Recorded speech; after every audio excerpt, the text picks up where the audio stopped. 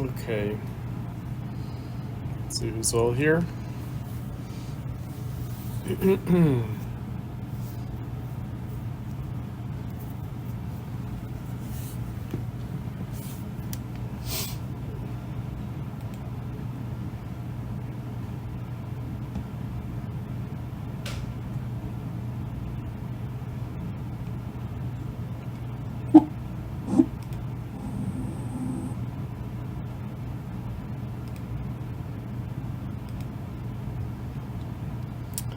Alright, so let's get started.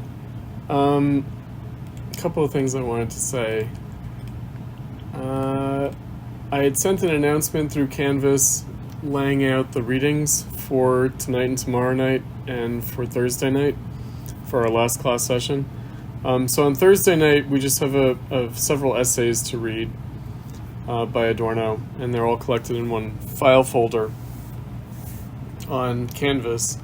The other readings that we had for tonight are to be found also in I think they're in the additional readings folder, so they're kind of not all in one place. What we have in the main Adorno folder for today is the negative dialectics PDF. The other files are in the additional readings, or maybe even in the unfiled folder. Let me look. Oh no, they're all in the additional readings folder. Okay. And I sent the announcement with the links to the readings. So hopefully that was all clear to you guys. I wanted to begin tonight just introducing Adorno, who's going to be the main person that we're reading this week. And I'm going to sort of get into the readings for tonight via another two authors from the Frankfurt School, Walter Benjamin, and Herbert Marcuse, in order to help bring out some themes in the readings that we had for tonight from Adorno. So Adorno was, like Max Horkheimer, who we read on the first day of class, a member of the Institute for Social Research in Frankfurt, otherwise known as the Frankfurt School, and they were a nonpartisan Marxist kind of institute set up to basically allow for research to be done independently of the dominant Marxist political parties at the time. So the Communist Party and the Social Democratic Party, the split between the socialists and the communists, and set up in Frankfurt, it's in Germany, also serves as a liaison, serves as an in-between, a go-between. The SPD in Germany had possession of the Marx-Engels archive, so they had all of Marx and Engels' writings.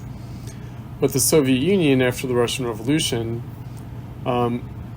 intended to publish all of Marx and Engels' writings. So the collected works of Marx and Engels was a publication project of the Third International, the Communist International. So the socialists, the Social Democrats and the Socialist International didn't get along, of course, with the Communist parties and the Communist International and the regime in the Soviet Union. So the Frankfurt School, the Frankfurt Institute, actually served as a go-between there. To the Marx Engels Institute in Moscow and the SPD's archives of Marx and Engels' writings in Germany. So I think that I might have mentioned that the economic and philosophic manuscripts of 1844 and also the Grundrisse, these writings by Marx, were not published until after the Russian Revolution, and they were published as part of those collected works of Marx and Engels, and the Frankfurt Institute was closely involved in both of those publications. Okay, so Adorno is the youngest member of the Institute, and he kind of joins late, so he's personally acquainted with people in the Frankfurt School, but he joins rather late. He's younger, almost 10 years younger than a lot of the other people at the Institute, like Horkheimer and Marcuse and Benjamin. Benjamin's also a kind of an outlier figure for the Institute. And he specializes, Adorno, in music. So he writes a great deal on art and culture, and specifically on music, especially because he was himself a musician. So he's kind of famous or infamous for his writings on music, in case you're interested in other writings by Adorno. And he also is someone who wrote a great deal on philosophy, as we will see now that we get into negative dialectics.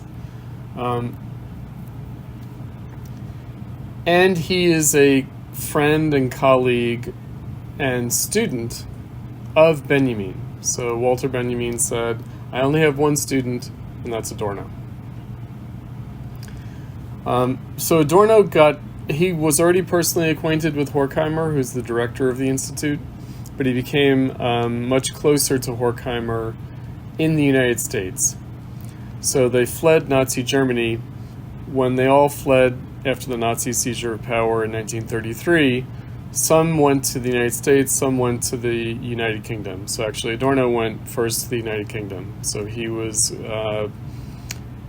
getting an English language PhD at Oxford in the UK, but then he went and joined the rest of the Institute members who were in the United States. First in New York and then in Los Angeles, in Santa Monica, California. And Horkheimer and Adorno famously or infamously wrote a book together called The Dialectic of Enlightenment. Probably for a very long time, the most popular reading of Adorno's in academia was the chapter on the culture industry from The Dialectic of Enlightenment.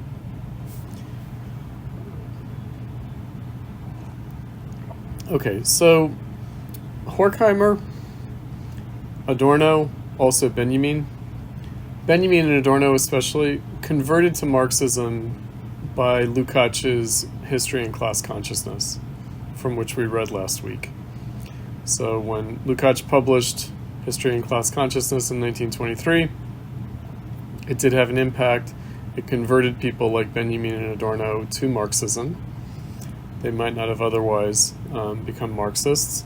Horkheimer probably cemented his dedication to Marxism as a function of History and Class Consciousness.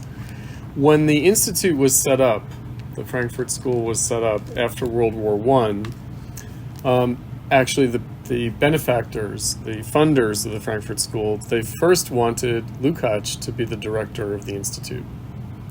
They also asked Karl Korsch. So the people that we read last week, Lukacs and Korsch, they were at first the initial choices to be the director of the Institute. They both turned down the job offer because they wanted to stay more politically engaged. They realized that this would mean being less politically engaged. That's just a sort of a side note. But Lukacs and Korsch's writings, so in 1923, they had a summer retreat at which the founding members of the Institute, the Frankfurt School, met, and they discussed Lukacs' History and Class Consciousness and Korsch's Marxism and Philosophy. So that was sort of the basis, the intellectual foundation for the Institute. Okay, so we are going to be reading Adorno from the 1940s and up through the 1960s. So we're kind of spanning a couple of different historical periods. His period of exile during World War II, and then when he returned to Germany, to West Germany, after the defeat of the Nazis after World War II. And he went back and was a professor of philosophy and sociology at the university in Frankfurt. With Horkheimer. Horkheimer also went back and had a professorship there as well. Okay, so that's the background information on Adorno. like I said, some of the ideas that we're going to be engaging, we're going to have some background for that coming from others, short readings that we're going to do in class today to help situate the essays that we did read, and also the negative dialectics selections that we read. So we're taking a little bit of a detour because in many ways negative dialectics begins where Korsch's Marxism and Philosophy that we read last Thursday left off. Right? So philosophy cannot be abolished without being realized. That's the very opening idea in Adorno's negative dialectics. Before we get to that, let's, like I said, take a little bit of a detour via the essays that we read for tonight, namely Reflections on Class Theory and Imaginative Excesses, as well as the Why Still Philosophy essay, which also is a nice little summary of what he's going to be addressing in negative dialectics. Okay, so on Canvas, in the additional readings folder, apart from those writings that we had for tonight, we also have some other pieces that I want to take the opportunity to look at. So one is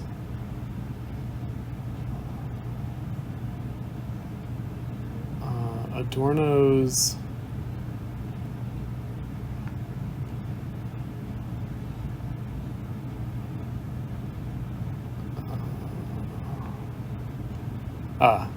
it's the selections from Minima Moralia. I'll put it up on the screen.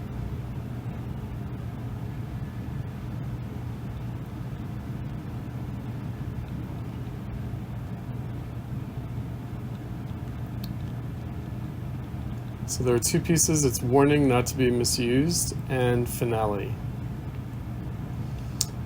All right, so we'll put aside warning not to be misused. We'll look to begin with at the finale, because this brings in Benjamin, and also then brings in one of the categories that we have in negative dialectics that we haven't encountered before, but that's going to be very central for all the readings for this week.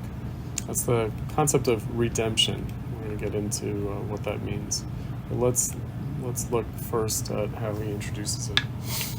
So this is from Minima Moralia, which was a book of aphorisms that Adorno wrote in the 1940s and published after World War II. We read for tonight Imaginative Excesses, which is an orphaned part. It's an aphorism that was not included in the final published version of Minima Moralia. This one that we're looking at right here, finale, was the final aphorism in Minima Moralia in its published form. So let's see what he says here. The only philosophy which can be responsibly practiced in face of despair is the attempt to contemplate all things as they would present themselves from the standpoint of redemption. Knowledge has no light but that shed on the world by redemption. All else is reconstruction and mere technique. Perspectives must be fashioned that displace and estrange the world, reveal it to be, with its rifts and crevices, as indigent and distorted as it will appear one day in the messianic light. To gain such perspectives without vaity or violence, entirely from felt contact with its objects, this alone is the task of thought. It is the simplest of all things because the situation calls imperatively for such knowledge. Indeed, because consummate negativity, once squarely faced, delineates the mirror image of its opposite. But it is also the utterly impossible thing, because it presupposes a standpoint removed, even though by a hair's breadth, from the scope of existence, whereas we well know that any possible knowledge must not only be first wrested from what is, if it shall hold good, but is also marked, for this very reason, by the same distortion and indigence which it seeks to escape. So wrested from what is, that's the dialectic of being and becoming, what is versus what ought to be. the more passionately thought denies its conditionality for the sake of the unconditional, the more unconsciously and so calamitously it is delivered up to the world. Even its own impossibility must at last comprehend for the sake of the possible. Right, so one must comprehend the impossibility of the thought that one is trying to have. But beside the demand thus placed on thought, the question of the reality or unreality of redemption itself hardly matters.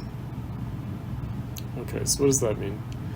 Well, it means that this is a kind of a thought figure, or a kind of a thought device to contemplate things from the standpoint of redemption, to regard the world that we're living in now, how it might appear to people from the standpoint of a liberated future. Okay, so in other words, beyond capitalism, if that is ever achieved, how will people look back at our time? So what this introduces is a concept that Marx and Engels had of capitalism being the last stage of prehistory. So the idea is that once capitalism is overcome, then our time, now, and everything that came before it will be cast into a prehistoric status. Right, so the formulation by Engels, Marx's collaborator, was that capitalism is the last stage of prehistory, and overcoming capitalism will be the beginning of true history. So what is the criterion by which to measure this? Well, of course, it's Kant and Hegel. It's the idea for universal history from a cosmopolitan point of view by Kant, and it's the philosophy of history, or philosophical history, by Hegel, meaning progress in consciousness of freedom. So the idea is that in capitalism, we don't really have a sense of progress in consciousness of freedom. Maybe they did have it in the bourgeois revolution, Kant and Hegel, but we no longer have it in capitalism, because it looks like history is not progress in consciousness of freedom, but it looks like history is progress in domination. That's going to be the thought figure that we have tonight, with the reflections on class theory, in particular, from Adorno. Okay, so that being the case, redemption, the idea of redemption. So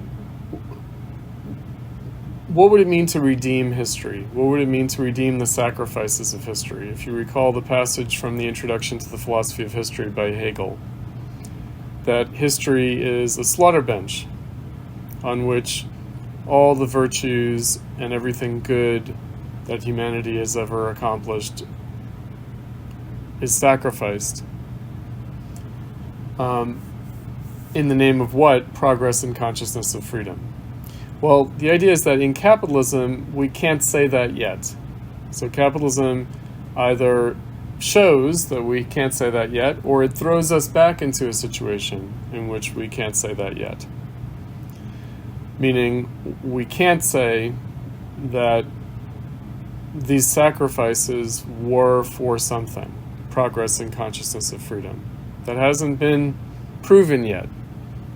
So, if you think about the theses on Feuerbach that we looked at on Thursday, the reality of thought must be proved in practice. Well, we haven't proved it yet. We haven't proved that there is a possibility in capitalism beyond itself. We haven't proved what could and should be the case. We only have what is. So how do we look at what is without affirming it? So I think that I mentioned that with Hegel's philosophy had disintegrated when we talked about it on Thursday. The disintegration of Hegel's philosophy between the old and young Hegelians, between the right Hegelians and the left Hegelians, came down to a disintegration of a proposition of Hegel's, which is that the rational is the actual and the actual is the rational. So the rational is the actual would tend to affirm, I mean, you can't really parse it exactly this way, but it divides between the sense of actuality. Does actuality tell us about what is, or does it tell us about the unfulfilled potential in what is? So have we realized all the potential that is possible, or is there yet an unrealized potential? That's a function for Hegel of the present. So has the present realized all possibilities? Is it like Professor Pangloss in Candide by Voltaire, that we live in the best of all possible worlds? Or is there still yet a potential to be realized? And if that's the case, if there's still an unrealized potential, that means that looking back at our time from a future in which that potential was realized, we will look back and say, well, it suffered from that unfulfilled potential that was only later realized. Now we'll see, Adorno is going to play with this idea, which is looking back on the past in its potentiality for freedom versus the opposite of that, the dialectical converse of that, is looking back on the past and finding there an unfulfilled potential for domination that was only later realized. Meaning that we've perfected domination. That's what history has resulted in. Rather than progress in consciousness of freedom, progress in domination. So we dominate people and we dominate nature, we dominate ourselves more thoroughly now than ever before. And the earlier versions just give us an intimation of what's to come. So that two opposite views of history and its potential, and how progress in history has been the realization of that potential. Is it the potential for freedom, or is it the potential for domination, oppression, suffering, exploitation? Exploitation of each other, exploitation of nature, exploitation of ourselves.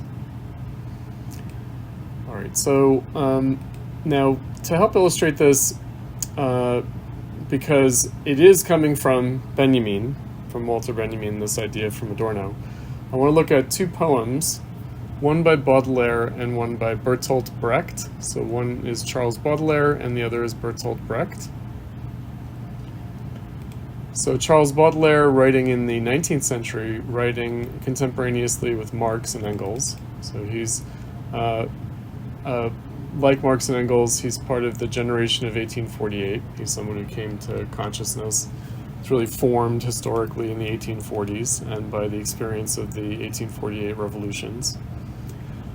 So he's famous as the critic, literary and visual art critic, as well as music critic.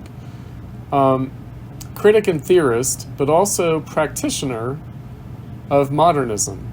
So Baudelaire coined a term, modernity, different from simply the modern, modernity.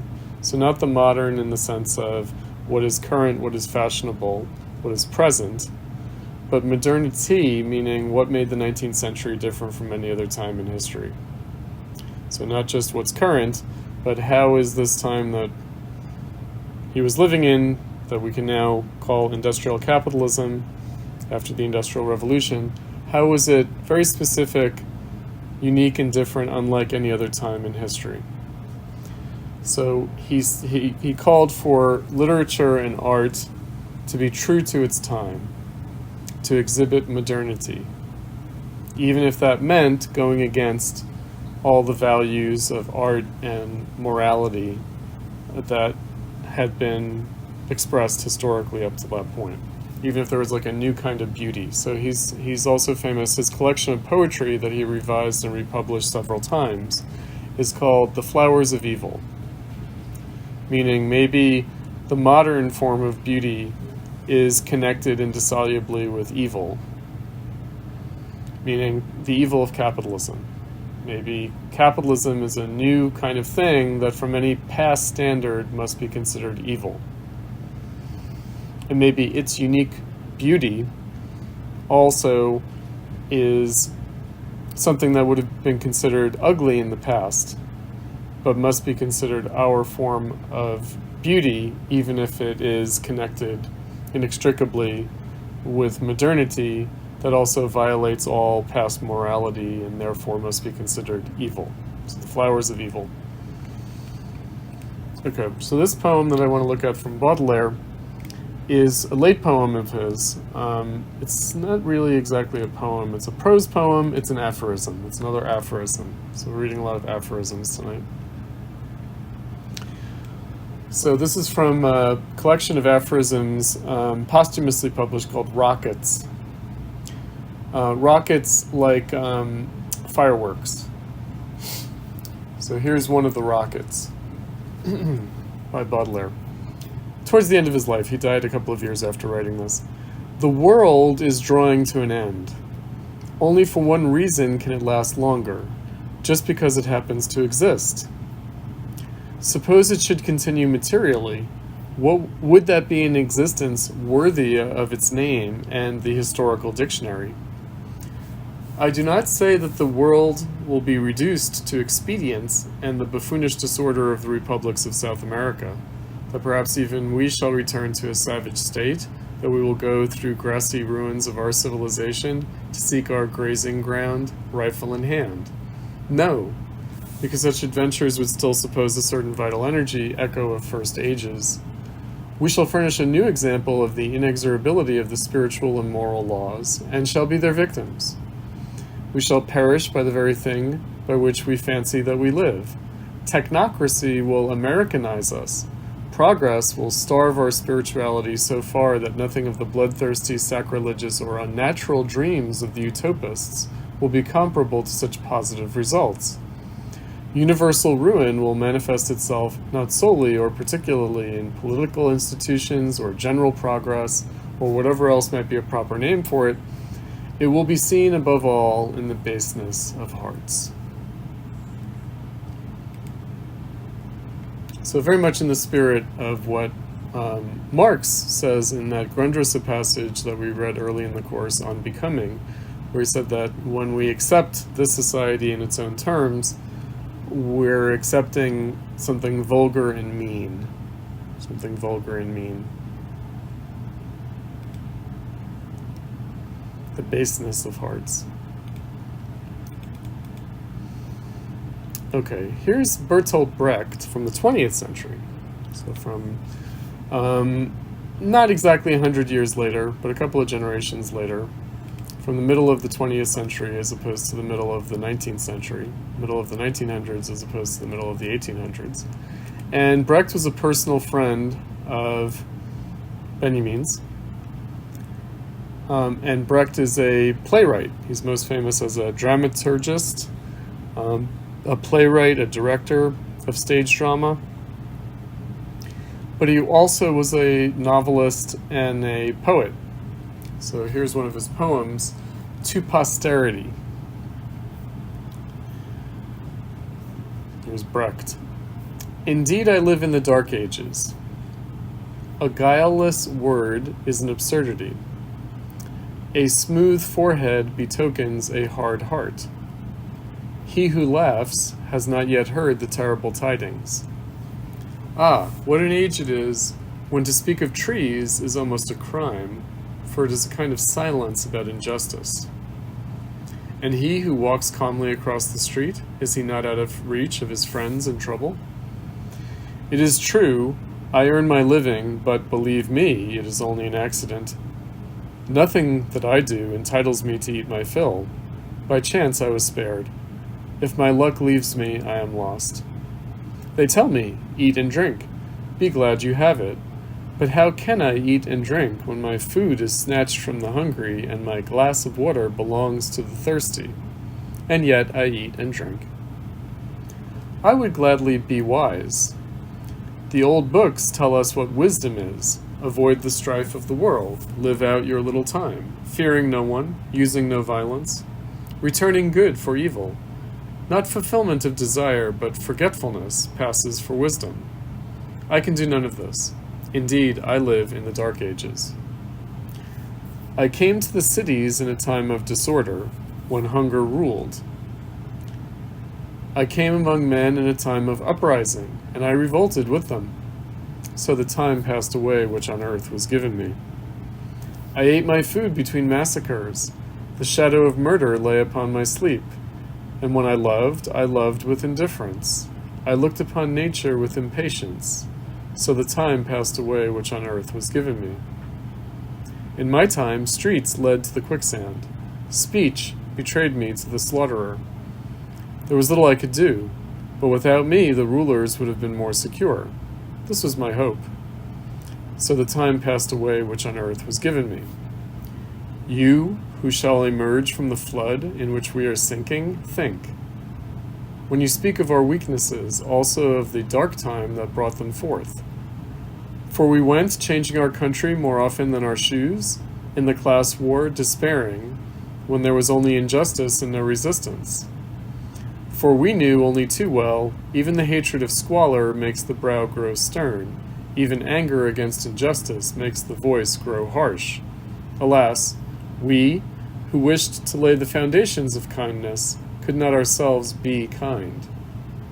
But you, when at last it comes to pass that man can help his fellow man, do not judge us too harshly.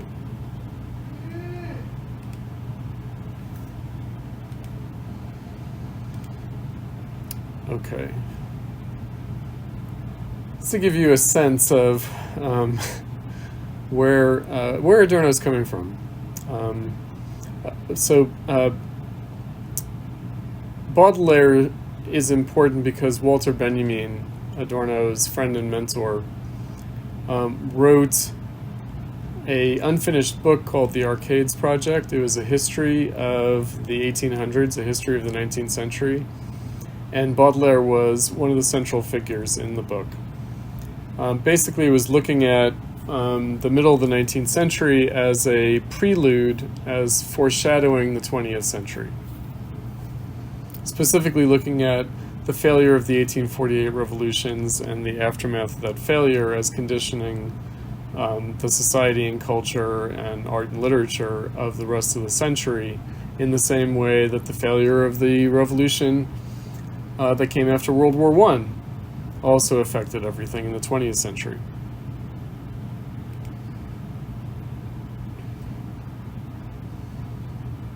Okay, so let's look at one last short piece, and this is by Benjamin.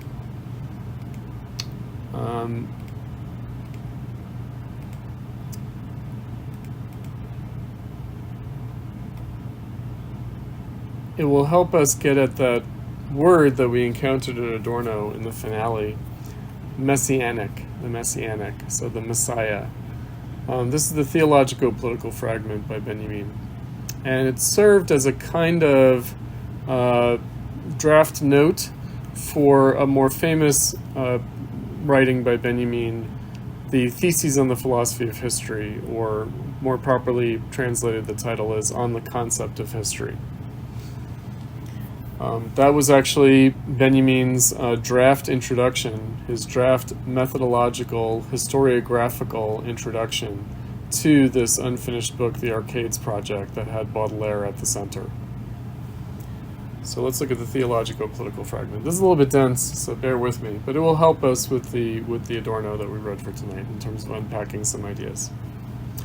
So here's Benjamin. Only the Messiah himself consummates all history, in the sense that he alone redeems, completes, creates its relation to the messianic. For this reason, nothing historical can relate itself on its own account to anything messianic. Therefore, the kingdom of God is not the telos of the historical dynamic. It cannot be set as a goal. From the standpoint of history, it is not the goal, but the end. Therefore, the order of the profane cannot be built up on the idea of the divine kingdom, and therefore theocracy has no political, but only a religious meaning. To have repudiated with utmost vehemence the political significance of theocracy is the cardinal merit of Ernst Bloch's Spirit of Utopia.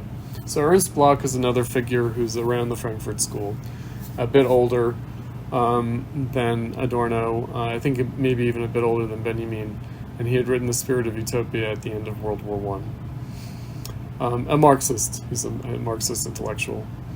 Okay, so let's unpack this a little bit. So, in the religious view, or in the theological view, and in the theocratic view, like the rule of God, first we have to distinguish some categories. So the profane. So what is the profane? That's an anthropological term. So the idea is anthropologically all communities, all cultures, all social forms have been based on a religious distinction between the sacred and the profane. So in Western history, in Western theology, in so-called Judeo-Christian theology, this would be a distinction, the profane and the sacred. The distinction would be between the secular and the celestial. So secular authority and celestial authority. So Jesus had a famous phrase from the Gospels. He instructed his followers to render unto Caesar what Caesar is due, render unto God what God is due. So the idea is that you should obey the secular authorities. At that time, the Roman Empire that had dominated, that had conquered. Render unto Caesar temporal authority, secular authority. That's what secular means. It means temporal and historical. And render unto God what God is due, but God's presence is eternal, meaning not a historical or temporal, but an eternal presence. So the Messiah comes at the end of history, the Messiah comes at the end of time. Right? So the idea is that when Adam and Eve were expelled from the Garden of Eden, what happened to them? So they were expelled because they made a free choice that went against God's will. They chose to disobey God, to eat from the forbidden fruit of the tree of knowledge. And for that they were punished with expulsion from paradise. So in paradise, there was no time. So Adam and Eve didn't grow old, they didn't age, they didn't get sick, they didn't get injured. They also didn't biologically reproduce. So all of that comes with the expulsion from paradise. And it affects not only humans, but all of nature. So humans and nature, all of creation after the fall, becomes temporal, becomes temporary, becomes profane, becomes secular, becomes historical in character. And the idea, which we'll get to a little bit later in this piece, is that when the day of judgment and the kingdom of God and the Messiah comes, the Savior comes, the Redeemer to redeem the world, that this will come at the end of history, which will be the end of time, and all of the dead will be resurrected. And they will be resurrected in their bodies to live eternally. Not only all the dead people, but all of nature will be restored. So all of nature will be restored for eternity. Right, so it will be the end of time, it will be the end of history, and it will be the kingdom of God because it will mean that all of nature, all of creation enters into God's kingdom and is eternal like God. But history. So we're in history. And history is the temporal, it is the secular, and it is, for that reason, the profane. It's the fallen world. So he says the order of the profane should be erected on the idea of happiness. The relation of this order to the messianic is one of the essential teachings of the philosophy of history. It is the precondition of a mystical conception of history, containing a problem that can be represented figuratively. If one arrow points to the goal towards which the profane dynamic acts, and another marks the direction of messianic intensity, then certainly the quest of free humanity for happiness runs counter to the messianic direction. But just as a force can, through acting, increase another that is acting in the opposite direction, so the order of the profane assists, although being, or through being profane, the coming of the messianic kingdom. All right, so what are the two directions? One is happiness, and the other is redemption. So the messianic is the direction of redemption, and the profane dynamic is acting in the direction of happiness. So he says, the profane, therefore, although not itself a category of this kingdom, the messianic kingdom, is a decisive category of its quietist approach. For in happiness, all that is earthly seeks its downfall, and only in good fortune is its downfall destined to find it. Whereas, admittedly, the immediate messianic intensity of the heart, of the inner man in isolation, passes through misfortune as suffering. To the spiritual restitutio in integrum, that's the restoration of the body, the restoration of bodily integrity, which introduces immortality, corresponds a worldly restitution that leads to the eternity of downfall, and the rhythm of this eternally transient worldly existence, transient in its totality, in its spatial, but also in its temporal totality, the rhythm of messianic nature is happiness. For nature is messianic by reason of its eternal and total passing away. To strive after such passing, even for those stages of man that are nature, is the task of world politics, whose method must be called nihilism. So the task of world politics is the quest of free humanity for happiness, which in the era of capitalism is socialism. So socialism's method is nihilism, because it actively seeks the total passing away of everything that exists. So this is also based on another concept of Engels. So Engels had, written about capitalism being the last stage of prehistory, and overcoming capitalism will be the beginning of true human history. Another way of thinking about that is that up till now, everything has been nature, and history will only begin. Spirit, Geist, will only truly begin. Freedom will only truly begin beyond capitalism. So here's another phrase of Engels from the same writing. He quoted Mephistopheles from Goethe's Faust. So Mephistopheles said, "Everything that exists deserves to perish." Everything that exists deserves to perish.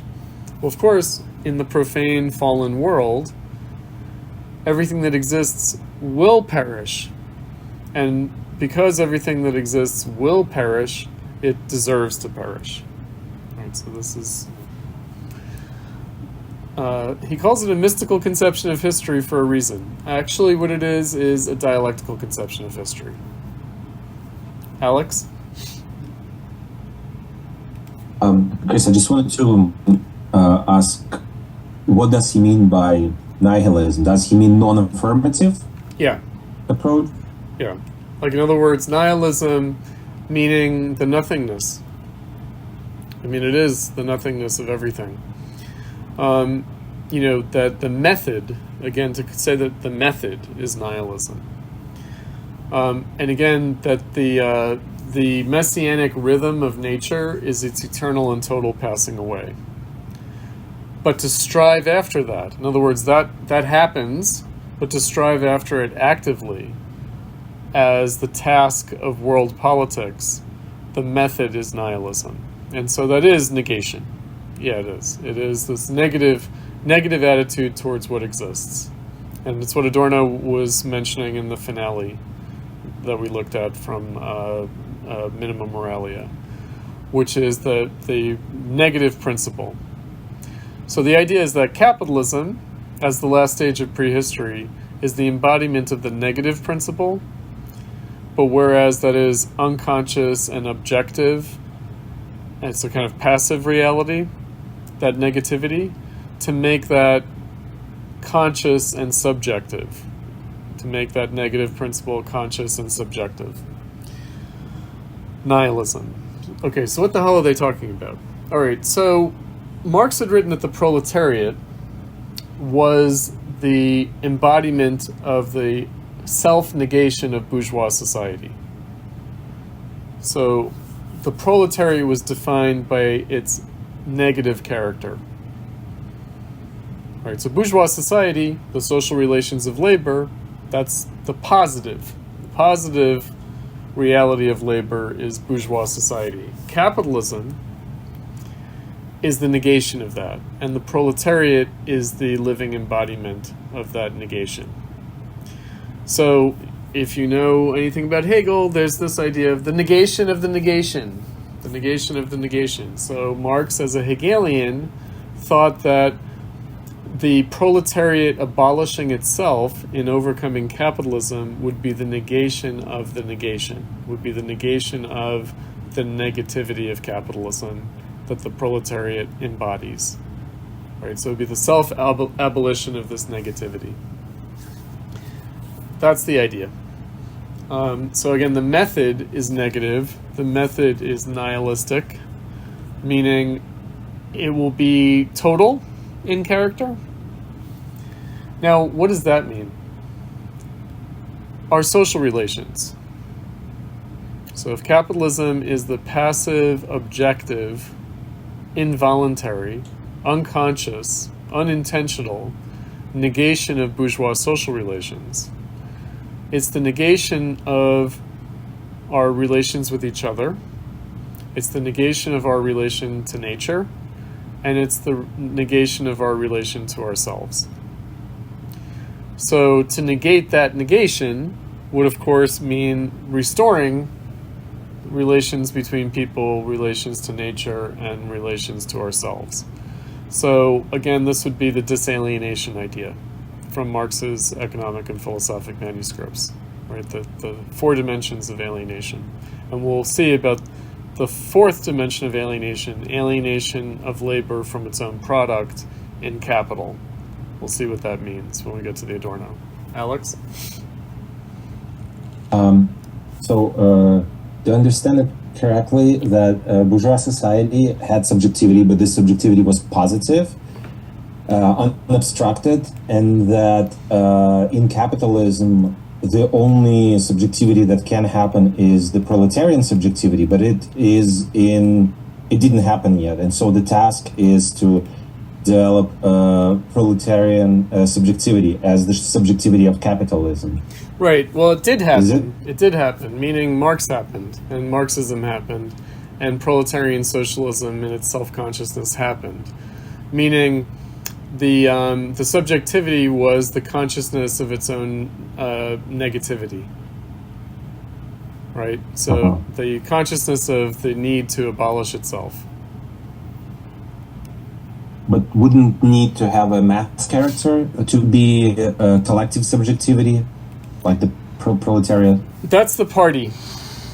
That's the party, okay. And that's also the theory.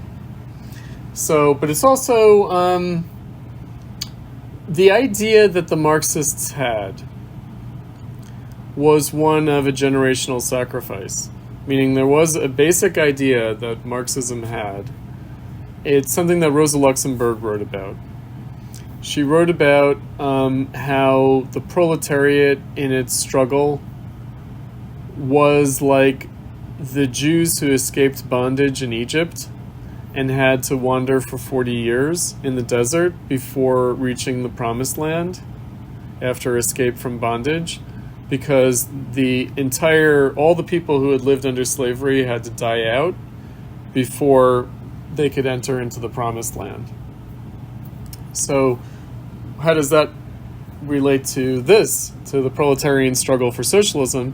the idea is that the proletariat in capitalism creates the agency for the liquidation or negation of capitalism. But it's not going to experience that emancipation, meaning it's going to consciously fulfill its negative mission of abolishing itself, and only those who come after, posterity, that's another translation of the Brecht poem, to those who come after, only those who come after will actually enjoy the freedom beyond capitalism. The generation that makes the revolution, which says nothing even of the generation that builds up towards the revolution, but even the generation that makes the revolution will not themselves be able to live to enjoy the freedom beyond capitalism. It's Kant. We read Kant, the idea for universal history from a cosmopolitan point of view, that he said it's a peculiarity of human history that people are always constructing a house that they will never be able to enjoy living in.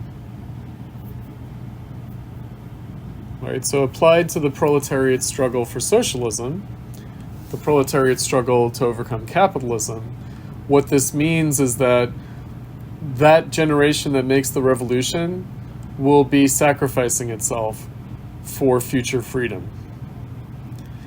Now, that might sound awful. However, that's what we're doing in capitalism anyway. In other words, capitalism is sacrificing us anyway.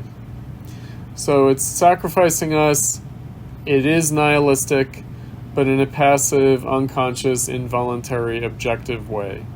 The point is to make that conscious, intentional, subjective, and political. Chris, one more question, and then the dictatorship of the proletariat. Is it spontaneous or conscious? Oh, it's conscious. It's conscious. It's conscious. No, the dictatorship of the proletariat has to happen consciously. It can't happen spontaneously. That's not Marx's point. Not fully controlled by the party. Well, the party is the quintessential agency. In other words, it is, and maybe it's not going to be one party, but it's going to be, because this is another thing that was a kind of discovery of the experience of the history of Marxism, is that the division in Marxism was itself necessary. Right, so maybe there will be a contest, a political contest, over the direction and the meaning and the substance of the revolution. Right, that will be the dictatorship of the proletariat as well. But it will be among all those people, even if they're divided over how to do it, they will be united over what it is they're doing, what it is they're attempting to do. Right, so I know that we have this experience now of the 20th century of these repressive Marxist parties, and into the 21st century they still exist, these repressive Marxist parties, and so we're like, oh shit, right? What the hell, does this mean? The basic point, however, is that the dictatorship of the proletariat is still capitalism. It's capitalism made conscious. That's the basic point. The basic point is that the dictatorship of the proletariat itself does not overcome capitalism, but is itself the final stage of capitalism. It's the stage of capitalism in which the negativity of capitalism is made conscious and enacted deliberately, intentionally. Now, that's just a negative criterion, meaning what that actually means in practice will have to be worked out. And it will have to be worked out in contention, meaning it will have to be worked out, people will disagree over it, people will struggle over it. There will be political division, political struggle over this process, as there is now in capitalism, right? So even though capitalism is this passive negation and destruction, unconscious, spontaneous, involuntary destruction of society, it also is done through political contestation, through political division and struggle. Right? So dictatorship of the proletariat is not going to be all that different from what we've had in capitalism. The only difference will be that it will be when the working class is powerful enough to be the main agent and participant in that political struggle. and therefore in a position tasked to become conscious of what it is trying to accomplish. Right? So prior to that, you have, at least in the time of these people that we're reading, there was in the working class already at that time, on a mass basis and in a deep cultural basis, established historically already over generations, desire for socialism. There was a socialist tradition established in the early 1800s, carrying all the way up until the early and mid 20th century. There was in the working class an established socialist political tradition. It's hard for us to appreciate now, but it was there. Right. Chris, just the last question. So the dictatorship of the proletariat is a process of reconstituting subjectivity, but not subjectivity as such. I'm not sure what you mean by that. So there was positive subjectivity of bourgeois society, and then it's in crisis, in decay. It is deconstructed. The bourgeois subject and bourgeois object, like commodity form, they are in contradiction, and so the dictatorship of the proletariat is the process of moving on from that subjectivity in crisis to a reconstitution of a new subjectivity that will follow after the completion of capitalism. Yeah, so it's the beginning. It's the beginning of that process. It's actually, again, what Marx wrote about is the critique of the Gotha program. He laid out like the dictatorship of the proletariat, and then what he called lower communism and higher communism. So the dictatorship of the proletariat would be a transition out of capitalism and would be a state that withers away. And when the dictatorship of the proletariat withers away, then that will be the index of the achievement of communism, which means it will be the index of the overcoming of capitalism. So as long as the state exists, it will be evidence that capitalism is not yet overcome. That's the basic idea, is that the continued existence of the need for a state, namely a coercive apparatus, not a coordinating or administrative apparatus. Engels, I'm quoting Engels again, Engels says that the governing of men will be replaced by the administration of things. That's what the withering away of the state will mean. Meaning that it will no longer be a matter of the political coercion of people. The dictatorship of the proletariat will still be the political coercion of people, as is the capitalist state. The capitalist state is still the coercion of people. So again, we're just laying out here the kind of the meaning of these categories and the also the meaning of the negativity. That is the basic meaning of these categories. If that helps. I would say again that the question of subjectivity, it's hard to say, right? So we have sort of two versions of subjectivity. We have bourgeois subjectivity. We have the consciousness of labor as it emancipates itself from traditional civilization. And then we have, that's the more positive subjectivity, then we have the negative subjectivity of the proletariat in becoming conscious of the need to overcome itself. So overcoming capitalism, achieving communism will be yet another kind of subjectivity that is neither the positive subjectivity of bourgeois society nor the negative subjectivity of the proletariat and capitalism. This is very abstract. It's extremely abstract, and the point of this is not to give us a future. The point of this is to help us understand the present. So the point of this characterization of things is to help us understand the true nature and character of what we have now in capitalism. And what we have now in capitalism is two things: the positive bourgeois subjectivity and the negative capitalist subjectivity of the proletariat.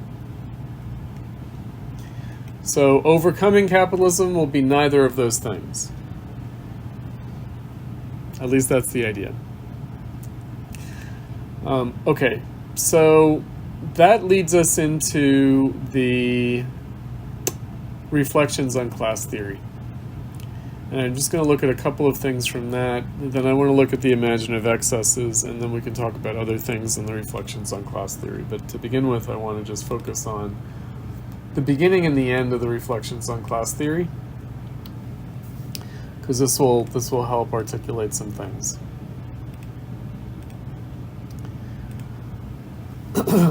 Okay, so Adorno wrote, this is in 1942. It's written for an unpublished special issue of the Frankfurt Institute's journal. They were going to publish a special issue on Benjamin's work because Benjamin had killed himself while he was fleeing the Nazis. He was afraid of being captured on the border of Spain. He was fleeing France, Nazi-occupied France. He was afraid he would be captured, so he killed himself with a morphine overdose. So they were going to write they're going to have a special issue of their journal dedicated to the memory of Benjamin, in which they were going to publish Benjamin's Theses on the Philosophy of History, or on the concept of history, and then two pieces. One piece by Horkheimer called The Authoritarian State, and this piece by Adorno, Reflections on Class Theory, as responses to Benjamin. So here's Adorno's. According to theory, history is the history of class struggles. So that's, of course, from the Communist Manifesto. So theory is critical theory or Marxist theory. But the concept of class is bound up with the emergence of the proletariat. So if history is the history of class struggles, actually that only characterizes the present history in Marx's time, namely that of the proletariat. Even when it was still revolutionary, the bourgeoisie called itself the Third Estate. So the Third Estate is different from a class, because the Third Estate is really a caste. It's not a class, it's a caste. So actually the revolt of the Third Estate was meant to be the overcoming of class, because class up till that time was a matter of caste. So overthrowing the caste system was the first classless society. Bourgeois society was the first classless society, other than primitive communism of the hunter-gatherers. It's the first classless society, bourgeois society. It's total and universal in character. It's humanistic in character in a way that traditional civilization was not. But actually, that only meant a casteless society. And then capitalism, growing out of bourgeois society, brings about this new phenomenon, class. And the proletariat is, in that sense, the first class. It's a negative class, but it's the first class, as opposed to a caste. By extending the concept of class to prehistory, theory denounces not just the bourgeois, whose freedom, together with their possessions and education, perpetuates the tradition of the old injustice. It also turns against prehistory itself. It destroys the illusion of a good-natured patriarchy that had been assumed by prehistory following the victory of inexorable capitalist calculation. The venerable unity of a traditional structure, the natural right of hierarchy in a society that was presented as having grown organically, turned out to be a unity of interested parties. That hierarchy had always been a coercive organization designed for the appropriation of the labor of others. Natural law is historical injustice that has become obsolete. The articulated organism is a system of divisiveness. The picture of the estates is the ideology that, with its themes of honest merit, loyal work, and lastly the exchange of equivalents, was ideally suited to the newly installed bourgeoisie. By exposing the historical necessity that had brought capitalism into being, political economy became the critique of history as a whole, whose immutable nature was the source of the privileged status of capitalism as well as its forebears. To recognize the catastrophic violence in the latest form of injustice, that is to say, the latent injustice contained in fair exchange, means simply to identify it with the prehistory that it destroyed. If all the oppression that man has ever inflicted on man culminates in the modern age in the cold inhumanity of free wage labor, then the past is revealed in conditions and things, the romantic contrast to industrial reason, as the trace of former suffering. The archaic silence of pyramids and ruins becomes conscious of itself in materialist thought. It is the echo of factory noise in the landscape of the immutable. Jacob Burckhardt hazards the suggestion that the parable of the cave in Plato's Republic, with its sublime symbolism of the doctrine of eternal ideas, derived from the horrendous image of the Athenian silver mines. This implies that the philosophical idea of eternal truth had sprung from the contemplation of present torment. All history is the history of class struggles because it was always the same thing, namely prehistory. This gives us a pointer as to how we can recognize what history is. From the most recent form of injustice, a steady light reflects back on history as a whole. Only in this way can theory enable us to use the full weight of history to gain an insight into the present without succumbing in resignation to the burden of the past. Members of the bourgeoisie and their supporters have been loud in their praise of Marxism on account of its dynamism, in which they detect the same industrious mimicry of history that characterizes their own efforts. According to the appreciative comments of Ernst Troeltsch in his book on historicism, Marxist dialectic has, quote, preserved its constructive power and its ability to adapt to the fundamental mobility of the real. This praise of the constructive ability to adapt arouses our distrust of that fundamental mobility. Dynamism is merely one side of dialectic. It is the side preferred by the belief in practicality, masterful action, the indefatigable can-do attitude, because constant change is the best way to conceal the old untruth. The other, less popular aspect of the dialectic is its static side. The self-movement of the concept, the conception of history as a syllogism, as it is to be found in Hegel's philosophy, is no developmental doctrine. It was only turned into one by the collusive misunderstanding of the humanities.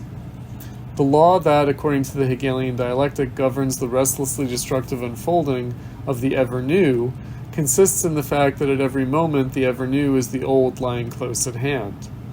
The new does not add itself to the old, but remains the old in distress, in its hour of need, as it becomes topical, as an imminent contradiction through its act of reflection, its indispensable confrontation with the universal in the old.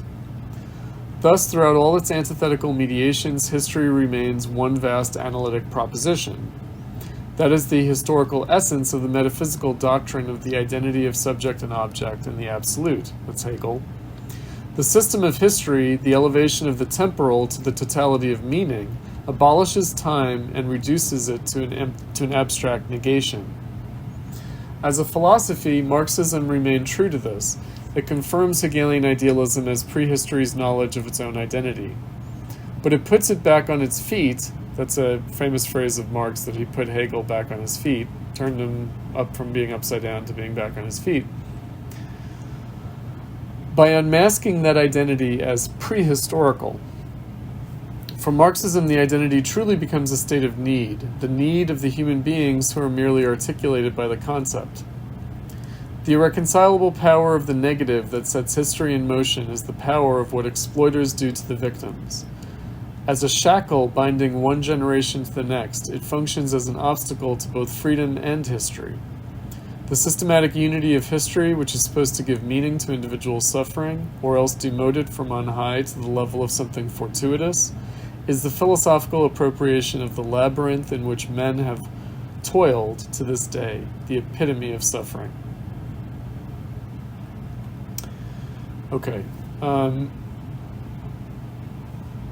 me jump ahead here. Let's see what our, okay, we're doing okay for time. I'm actually going to put on the, give me a second, I'm going to put on the light in here so it doesn't get too dark.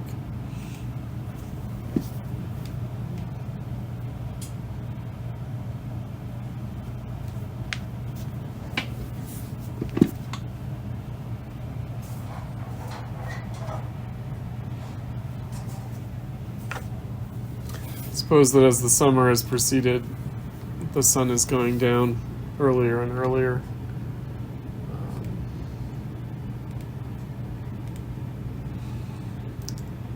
Okay, so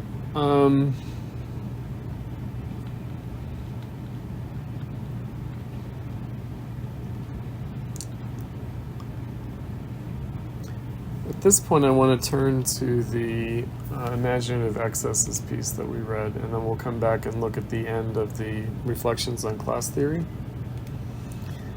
The imaginative excesses,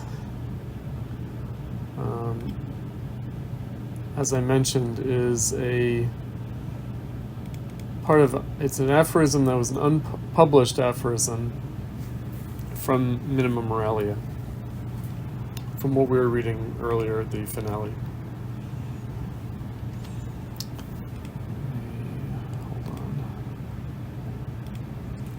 Hold on.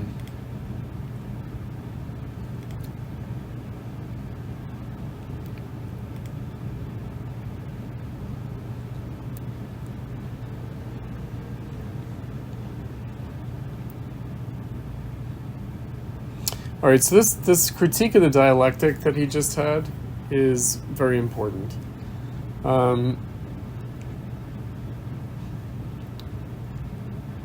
The piece that we read earlier, the finale,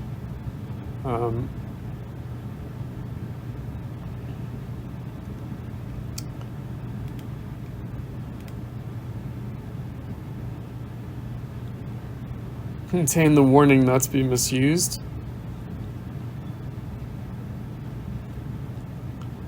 But let's look at another selection from Minima Moralia that's also in the additional readings folder. And I'll send links to this after class where they're all on Canvas. They're in the additional readings folder, which is Bequest. This is another reference to Benjamin. And it goes to this issue of the two sides of the dialectic, the dynamic and the static, meaning a dialectical approach to the dialectic itself, or how the dialectic in capitalism became self-contradictory, kind of disintegrated into an antinomy. Two different rules, the rule of dynamism and the rule of stasis. So let's look at what that might mean. Dialectical thought is an attempt to break through the coercion of logic by its own means. But since it must use these means, it is at every moment in danger of itself acquiring a coercive character. The ruse of reason would like to hold sway over the dialectic too. So the ruse of reason is from Hegel's philosophy of history. The existing cannot be overstepped except by means of a universal derived from the existing order itself. The universal triumphs over the existing through the latter's own concept, and therefore in its triumph, the power of mere existence constantly threatens to reassert itself by the same violence that broke it. Through the absolute rule of negation, the movement of thought, as of history, becomes, in accordance with the pattern of immanent antithesis, unambiguously, exclusively, implacably positive. Everything is subsumed under the principal economic phases in their development, which each in turn historically shape the whole of society, though in its entirety has something of what Parisian artists call the genre chef d'oeuvre. The genre of the masterwork. That calamity is brought about precisely by the stringency of such development. That the stringency is itself linked to domination is, at the least, not made explicit in critical theory, which, like traditional theory, awaits salvation from stage-by-stage progression. Stringency in totality, the bourgeois intellectual ideals of necessity and generality, do indeed circumscribe the formula of history. But for just this reason, the constitution of society finds its precipitate in those great, immovable, lordly concepts against which dialectical criticism and practice are directed. If Benjamin said that history had hitherto been written from the standpoint of the victor, and needed to be written from the standpoint of the vanquished, we might add that knowledge must indeed present the fatally rectilinear succession of victory and defeat, but should also address itself to those things which were not embraced by this dynamic, which fell by the wayside, what might be called the waste products and blind spots that have escaped the dialectic. It is in the nature of the defeated to appear in their impotence irrelevant, eccentric, and derisory. What transcends the ruling society is not only the potentiality it develops, but also all that which did not fit properly into the laws of historical movement. Theory must needs deal with the cross-grained, opaque, unassimilated material, which as such admittedly has from the start an anachronistic quality, but is not wholly obsolete since it has outwitted the historical dynamic. This can be most readily seen in art. Children's books like Alice in Wonderland or Struwwelpeter, of which it would be absurd to ask whether they are progressive or reactionary, contain incomparably more eloquent ciphers, even of history, than the high drama of Hebel, concerned though it is with the official themes of tragic guilt, turning points of history, the course of the world, and the individual. And in Satie, Eric Satie's pert and puerile piano pieces, there are flashes of experience undreamed of by the school of Schoenberg, with all of its rigor and all the pathos of musical development behind it. The very grandeur of logical deductions may inadvertently take on a provincial quality. Benjamin's writings are an attempt in ever new ways to make philosophically fruitful what has not yet been foreclosed by great intentions. The task he bequeathed was not to abandon such an attempt to the estranging enigmas of thought alone, but to bring the intentionless within the realm of concepts, the obligation to think at the same time dialectically and undialectically. Okay, so this is all to help us get a sense of the negative dialectic we're going to be getting into.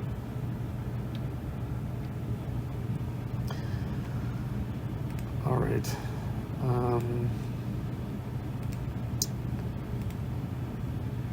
Finally, the other selection of minimum morality that we had that came before finale, it's in the other PDF that I had looked at earlier, the warning not to be misused.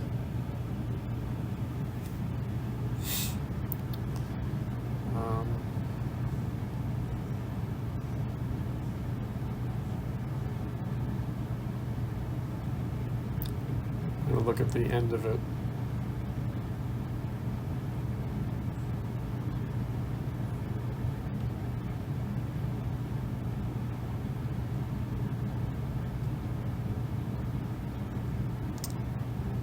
The beginning and the end of it, sorry. Okay, here we go. Share my screen with you guys.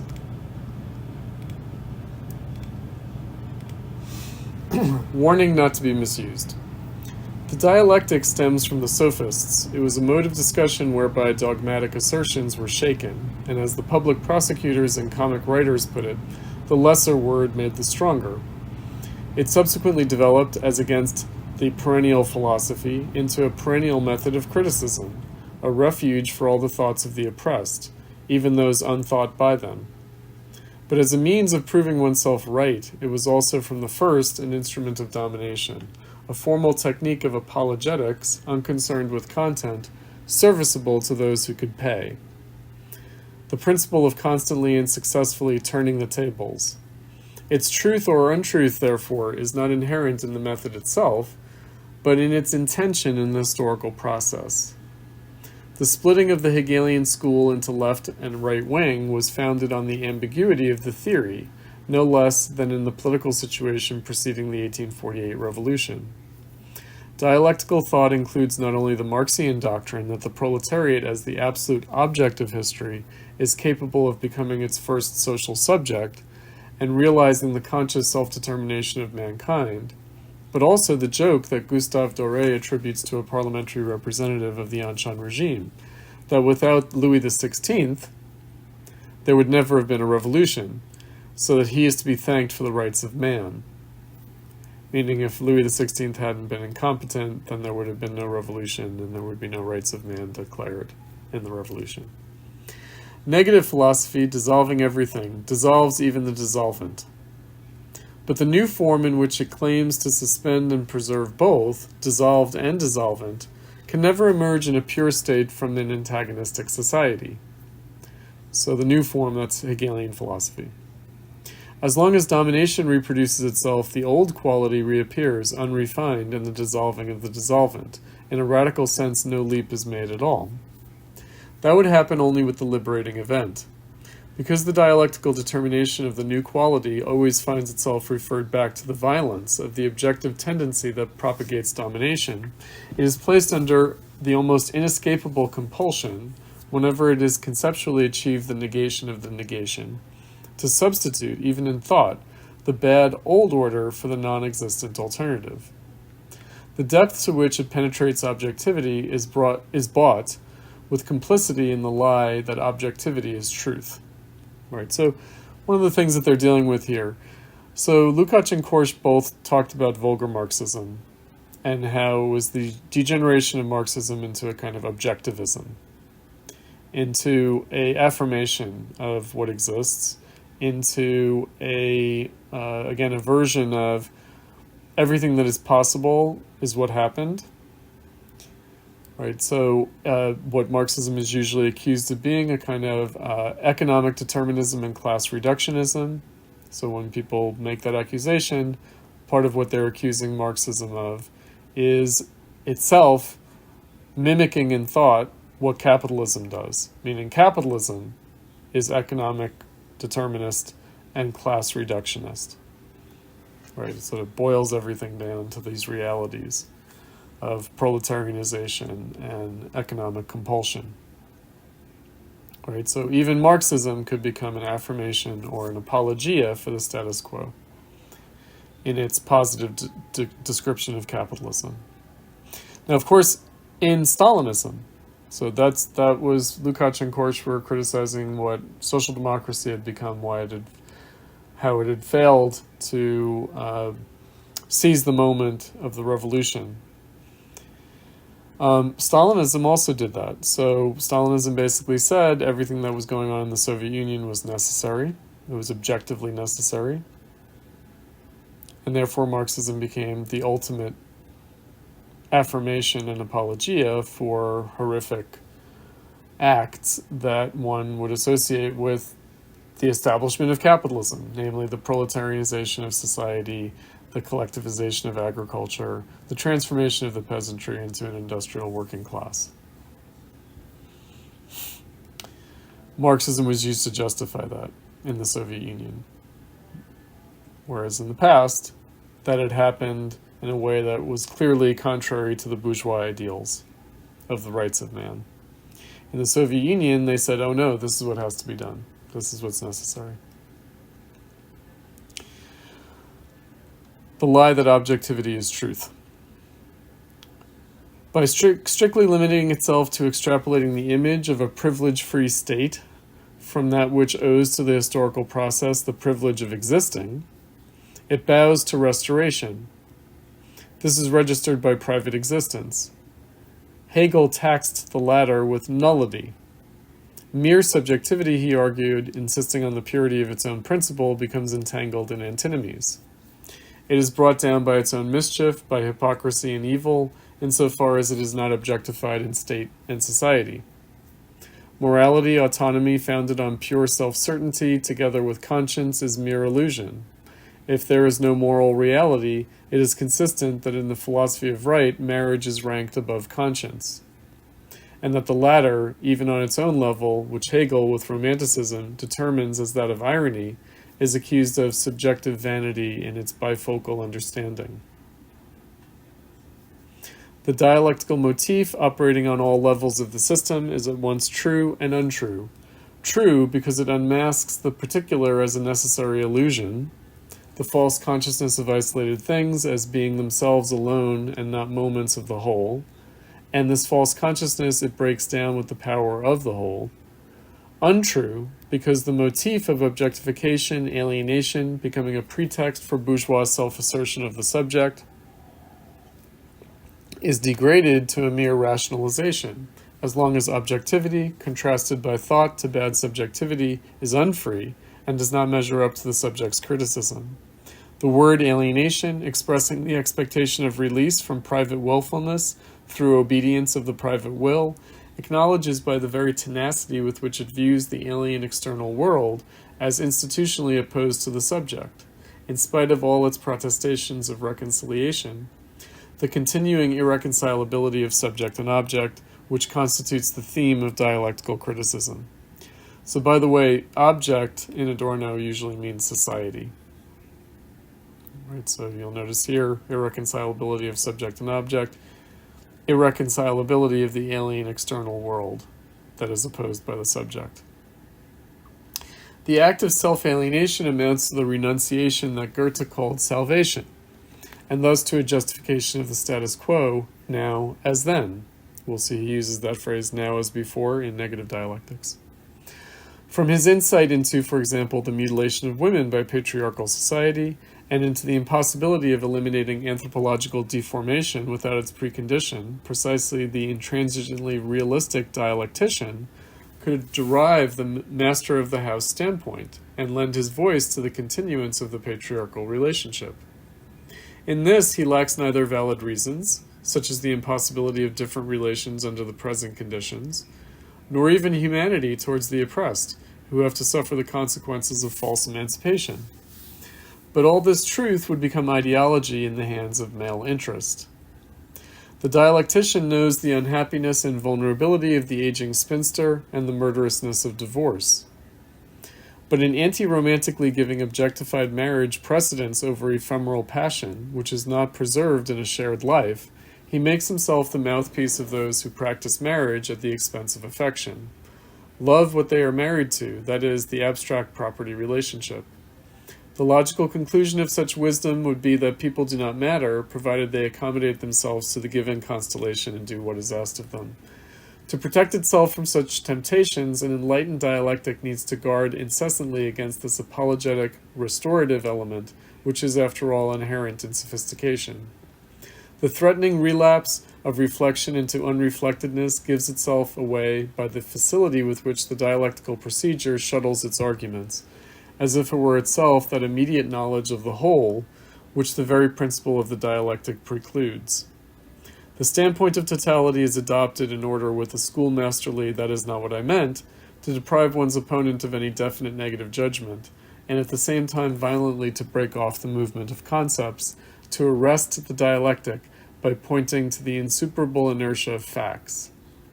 The harm is done by the thema probandum. The thinker uses the dialectic instead of giving himself up to it. In this way, masterfully dialectical thought reverts to the pre-dialectical stage, the serene demonstration of the fact that there are two sides to everything. Right, so again, the dialectic is itself rendered contradictory in capitalism and can become an ideology of capitalism. So dialectic's not like the cure for capitalism, it's bound up with it and is indeed an ideological manifestation of it.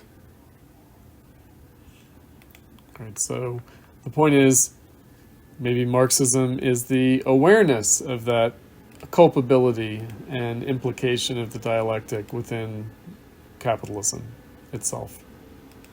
All right, so to say, what Lukacs said, the method of Marxism is dialectics. Well, that can go a number of different ways. It can go in a critical, negative way, or it can go in an affirmative, positive way. And that's why Adorno wrote the book Negative Dialectics, to try to rescue the dialectic from an affirmative or apologetic or ideological function.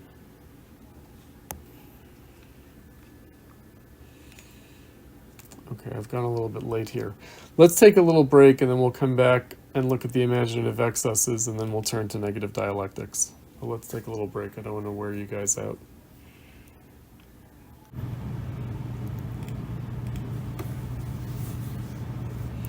Okay, let's resume.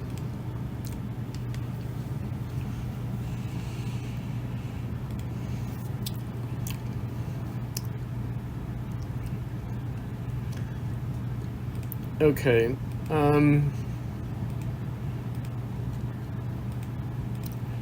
So we'll look at imaginative excesses and the last section of reflections on class theory before we proceed to the negative dialectics.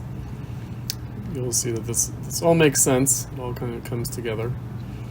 So I'll share my screen with you guys and we can look at the imaginative excesses.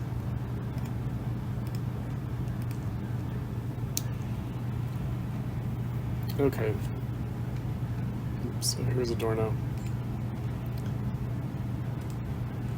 Those schooled in dialectical theory are reluctant to indulge in positive images of the proper society, of its members, even of those who would accomplish it.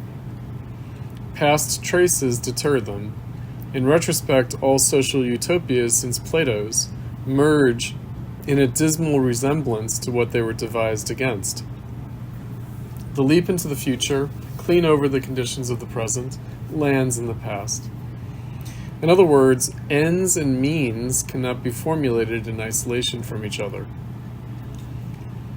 So the means is the class struggle, the proletariat. The ends, meaning overcoming capitalism and socialism or communism. Dialectics will have no truck with the maxim that the former justify the latter, that the ends justify the means, no matter how close it seems to come to the doctrine of the ruse of reason, or for that matter, the subordination of individual spontaneity to party discipline. The belief that the blind play of means could be summarily displaced by the sovereignty of rational ends was bourgeois utopianism. It is the antithesis of means and ends itself that should be criticized. Now, I will recall that one of the things that Lukacs characterized reification as was the reversal of means and ends, meaning their contradiction. So what was supposed to be a means to an end became an end in itself in capitalism. Capital is supposed to be a means to an end, it becomes an end in itself. And that means there's a contradiction between the means and the end. So it is the antithesis of means and ends itself that should be critiqued, not just criticized, critiqued, meaning the potential expressed in that contradiction. Both are reified in bourgeois thinking. The ends as ideas, the sterility of which lies in their powerlessness to be externalized, such unrealizability being craftily passed off as implicit in absoluteness. Means as data of mere meaningless existence, to be sorted out according to their effectiveness or lack thereof, into anything whatever, but devoid of reason in themselves. This petrified antithesis holds good for the world that produced it, but not for the effort to change it. Solidarity can call on us to subordinate not only individual interests, but even our better insight. Conversely, violence, manipulation, and devious tactics compromise the end they claim to serve, and thereby dwindle to no more than means. Hence the precariousness of any statement about those on whom the transformation depends. Because means and ends are actually divided, the subjects of this breakthrough cannot be thought of as an unmediated unity of the two. No more, however, can the division be perpetuated in theory by the expectation that they might be either simply bearers of the end or else unmitigated means. So, again, what is the status of the working class, of the proletarianized working class, in capitalism and the attempt to overcome it? Right. Especially if the goal is self-abolition.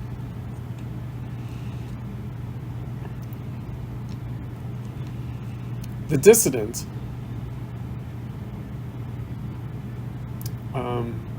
hold on.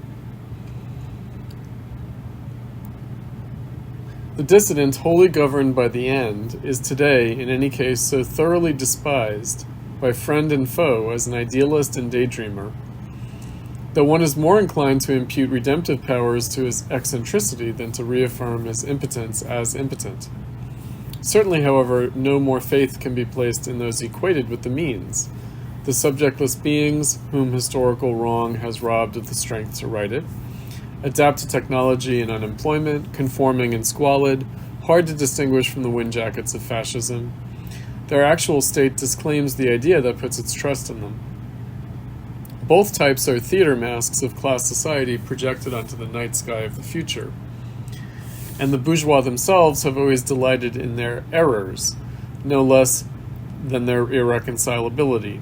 On the one hand, the abstract rigorist, helplessly striving to realize chimeras, and on the other the subhuman creature who has dishonor's progeny shall never be allowed to avert it. What the rescuers would be like cannot be prophesied without obscuring their image with falsehood. What can be perceived, however, is what they will not be like. Neither personalities, nor bundles of reflexes, but least of all a synthesis of the two, hard-boiled realists with a sense of higher things. When the constitution of human beings has grown adapted to social antagonisms heightened to the extreme, the humane constitution sufficient to hold antagonism in check will be mediated by the extremes, not an average mingling of the two. The bearers of technical progress, now still mechanized mechanics, will, in evolving their special abilities, reach the point already indicated by technology where specialization grows superfluous. Once their consciousness has been converted into pure means without any qualification, it may cease to be a means, and breach, with its attachment to particular objects, the last heteronymous barrier, its last entrapment in the existing state, the last fetishism of the status quo, including that of its own self, which is dissolved in its radical implementation as an instrument. Drawing breath at last, it may grow aware of the incongruence between its rational development and the irrationality of its ends, and act accordingly. You'll remember from Lukacs' phenomenon of reification, Lukacs described reification as not only the contradiction of means and ends and the means-ends reversal, but also the contradiction between the particular rationality of any distinct activity in capitalism, but its irrational relation to the totality of capitalism. So the particular is rational, but the totality, the universal, is irrational in capitalism. Serving capital. At the same time, however, the producers are more than ever thrown back on theory, to which the idea of a just condition evolves in their own medium, self-consistent thought, by virtue of insistent self-criticism. The class divisions of society is also maintained by those who oppose class society. Following the schematic division of physical and mental labor, they split themselves up into workers and intellectuals.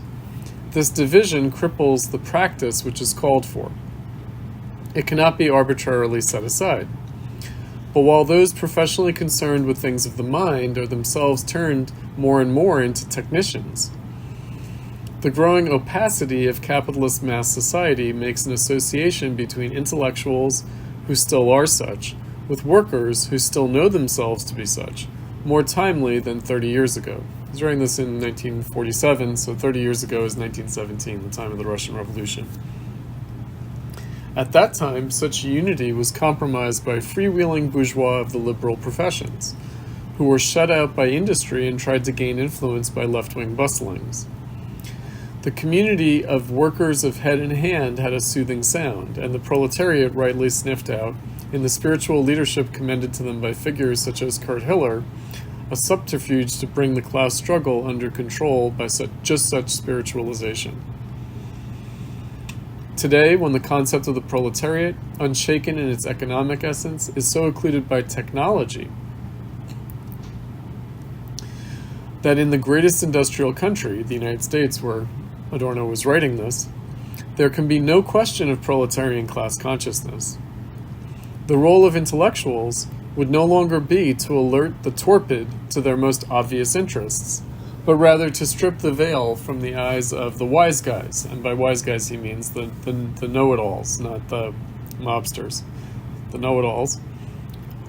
The illusion, to strip this illusion that capitalism, which makes them its temporary beneficiaries, is based on anything other than their exploitation and oppression. The deluded workers are directly dependent on those who can still just see and tell of their delusion. Their hatred of intellectuals has changed accordingly. It has aligned itself to the prevailing common sense views. The masses no longer mistrust intellectuals because they betray the revolution, but because they might want it. and thereby reveal how great is their own need of intellectuals. Only if the extremes come together will humanity survive. What he's making reference to here is something that came up obliquely earlier with the question of the party. So the conception of the party that someone like Lenin had, but really Marxism had, both Marx and Engels in the Communist Manifesto, and later Marxists of the Second International, like Kautsky, they had a conception of the party where the party was the unity of the workers and the intellectuals. So the idea is that socialism as an ideology, communism as an ideology, came from the bourgeois intelligentsia, and that socialist intelligentsia had to align itself with the working class in its class struggle. And in that party that united the intellectuals and the workers, the limitations of each perspective would be transcended. So instead, what Adorno is saying is that no, it's not just this unity of workers and intellectuals, but actually the contradiction of the two that needs to be recognized and worked through consciously. Right, so he's sort of preserving that contradiction and saying, the party actually didn't reconcile that contradiction in that unity. Nor was it supposed to. Rather, it was the extremes coming together. And the way he describes it here is the extremes of means and ends. The extreme of movement and goal. Right? So the movement of the working class in its struggle for socialism and its actual goal. Those are the categories that he's using. Ends and means to describe this contradiction between the workers and the intellectuals.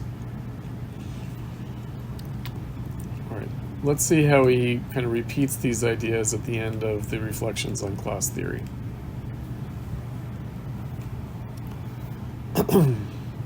So this is the final couple of paragraphs. It says, the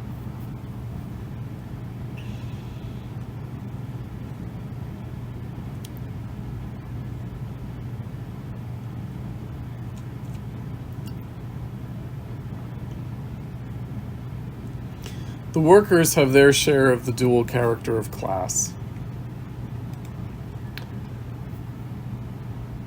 The system may have called a halt to the process of dehumanization that jeopardizes the ruling classes until the latter take it over in the service of their own inhumanity. But in return, Marx's insight that the system produces the proletariat has been fulfilled on a scale that was absolutely unforeseeable. By virtue of their needs and the omnipresent requirements of the system, men have truly become its products. Under the monopoly system, the process of dehumanization is perfected on the backs of the civilized as an all-encompassing reification, not as naked coercion. Indeed, this dehumanization is what that civilization is. The totalizing character of society proves itself in the fact that it does not just take outer possession of its members, but creates them in its own image. Take utter possession of its members, but creates them in its own image. This is ultimately the point of that polarization into power and impotence. The monopolistic power confers the reward on which the stability of the system depends today only upon those people who resemble it. This process of leveling, civilizing, and slotting in consumes all the energy that might be used to do things differently, to the point when a conditioned universal humanity gives birth to the barbarism that in fact it is. Well, we've talked about that. Barbarism is a decadent civilization. It's not the same thing as savagery, which is uncivilized. By reproducing the life of society in a planned way, the ruling classes reproduce the impotence of those that are planned.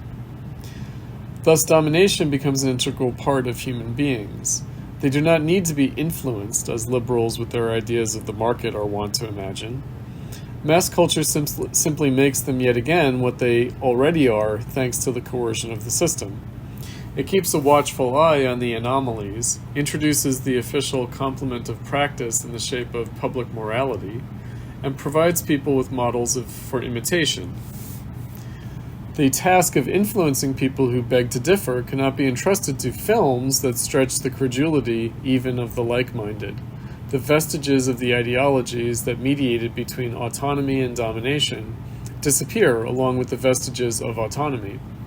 Dehumanization is no external power, no propaganda, however conceived, no exclusion from culture. It is precisely the intrinsic reality of the oppressed in the system, who used formerly to stand out because of their wretchedness, whereas today their wretchedness lies in the fact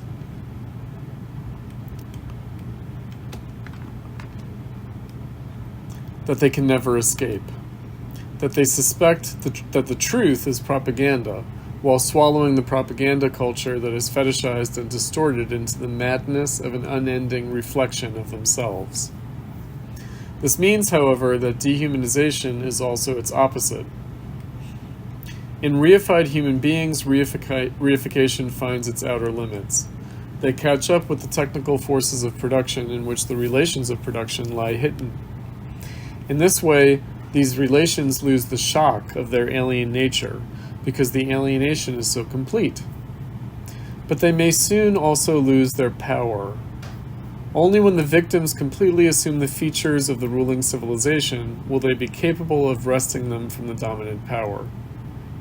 The only remaining differentiating factor is reduced to naked usurpation. Only in its blind anonymity could the economy appear as fate.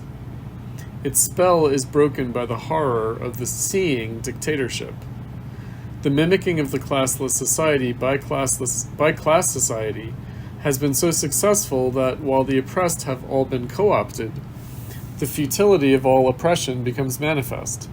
The ancient myth proves to be quite feeble in its new omnipotence. Even if the dynamic at work was always the same, its end today is not the end. Okay, so in between, he characterizes 20th century capitalism in ways that we might consider, but I'm going to put that aside for now. But suffice it to say that Adorno sees the 20th century as not being the overcoming of the proletariat by its middle-class status achieved in the 20th century in the consumer society. No, he sees the opposite happening, that even the bourgeoisie, the capitalist class, has been proletarianized, meaning they're subject to the same ruthless logic of disposability as the workers are.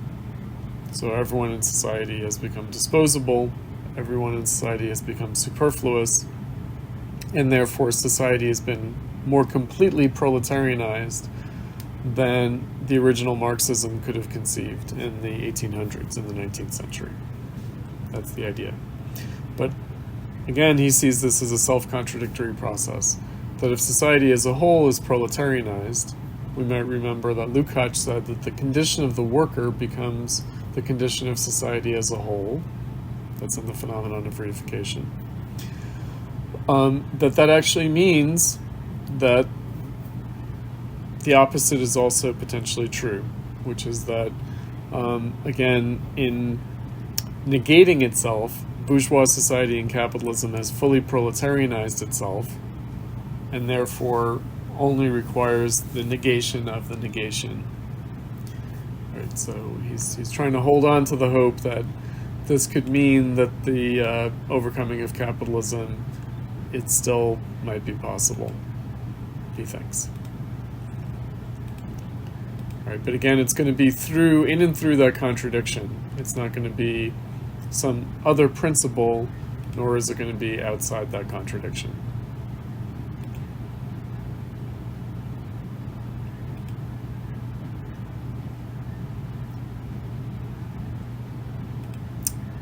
All right, let's see how we're doing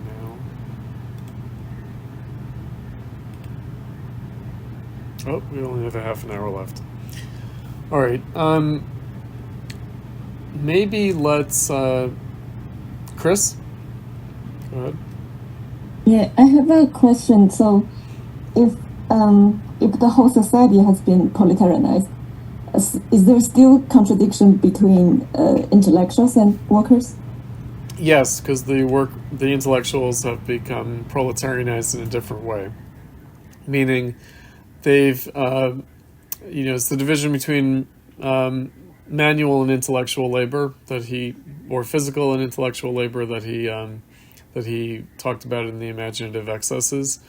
Meaning, the contradiction between intellectuals and workers would be the contradiction between means and ends. Right? It would be the contradiction within the revolutionary subject itself. Right? That the party was supposed to constitute the unity of the workers and the intellectuals. That actually, that contradiction between the workers and the intellectuals is the remaining one. Means and ends. Means and ends. But go ahead, Chris. Oh, I didn't say anything. All right, so that's the tricky part, is that it takes the character, it takes the form, it appears, it becomes phenomenally manifest as the contradiction between means and ends. Which I will also say, that's why he constantly brings up the ruse of reason. Right? That is the Hegelian idea, that history has the opposite result of what its protagonists intend. It's the ruse of reason. I will also say that unsocial sociability in Kant, or history going on behind the backs of its actors, that's another Marx idea. Right, so now in the 20th century, what does that mean? Well, it tends to mean that the fate of Marxism itself was to result in its opposite. Meaning, if the goal was to overcome capitalism and emancipate humanity through the emancipation of the proletariat,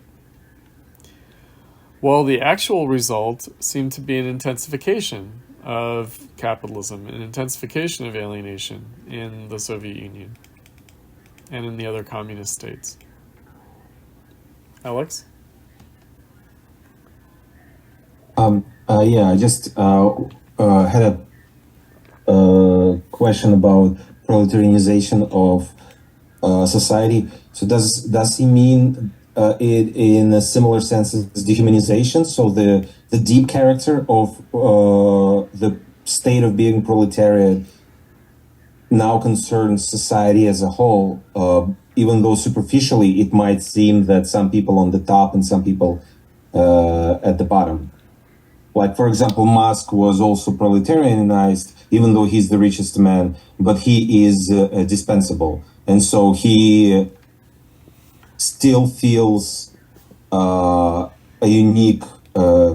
his unique position in the contemporary world, like everyone else, not like kings in the Middle Ages, for example. Right, that's right. Right, so if you recall all the way back to the beginning of the course, Horkheimer's Little Man and the Philosophy of Freedom. So the domination of society by capitalism, or by capital, that's what capitalism means, is demonstrated as shown in the unfreedom of the capitalist. Right, so if the capitalist were free and the worker were unfree, then, according to a kind of Hegelian logic, that would just mean that we have not yet achieved universal human emancipation, but rather progress in consciousness of freedom is proceeding only through some rather than through all. But the members of the capitalist class themselves can recognize themselves as unfree in capitalism. That's why individual members of the capitalist class might join the communist movement. So that's what Marx and Engels wrote about in the Communist Manifesto. They said that intellectuals from the ruling class, from the capitalist bourgeoisie, defect and join the workers in the struggle for communism. And Marx and Engels themselves could be seen as that. Marx, not so much. Engels, though, his family were factory owners. They were literally industrial capitalists. Now, why? How is it possible for Engels to become a communist as an industrial capitalist? Well, because precisely in his position as an industrial capitalist, he can recognize the unfreedom of capitalism. He can recognize that his role demands a subordination to the logic of capital. Right, so there's a difference between those who benefit from the system and freedom, because you only benefit from the system insofar as you submit to your unfreedom. And that's true of the working class too. So the working class, of course, survives through capitalism. It even thrives through capitalism. But the price that it pays for its survival is its subordination, meaning it has to adapt to the capitalist conditions as best it can. And that doesn't guarantee anything, but that's the only way that can preserve itself. And that's true for the capitalist class as well. Right, so both are dominated by the needs of capitalism. Right, just because the capitalists might benefit more, it's kind of like, well, what about the workers who are well off versus the workers who are not well off? What about the working class in the developed, advanced capitalist metropolitan world versus the working class in the underdeveloped, peripheral world of global capitalism? Right? How do we understand that? Right, so workers can benefit from capitalism, but that doesn't mean that they're free. Right, so you can be a beneficiary of the system, but at the cost of being subordinated to the system, at the cost of that unfreedom. All right, so that's really the issue. Now, intellectuals, right? So what do intellectuals have to do in capitalism? He says they have to become technicians of the mind, meaning they have to turn their own thinking into an instrumentalized mechanism. Right, so they have to violate their own principle as intellectuals. They have to violate their own ability to think in order to survive in the system. So to survive as an intellectual worker in the system means adapting to its needs at the expense of what thought is actually supposed to be, which is supposed to be free, critical, transformative, qualitative, offer a qualitative difference from the status quo. But no, the only way you can survive as an intellectual is to adapt your thinking to the system. All right, so that's also a proletarianization of intellectual labor.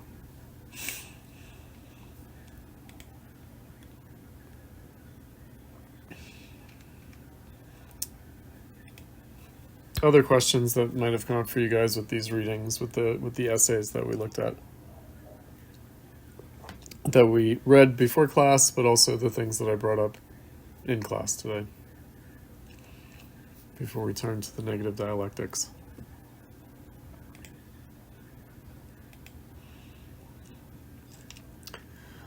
All right, so now we'll come full circle to where we ended last Thursday, with Karl Korsch's Marxism and Philosophy, that for philosophy to be abolished, it must be realized.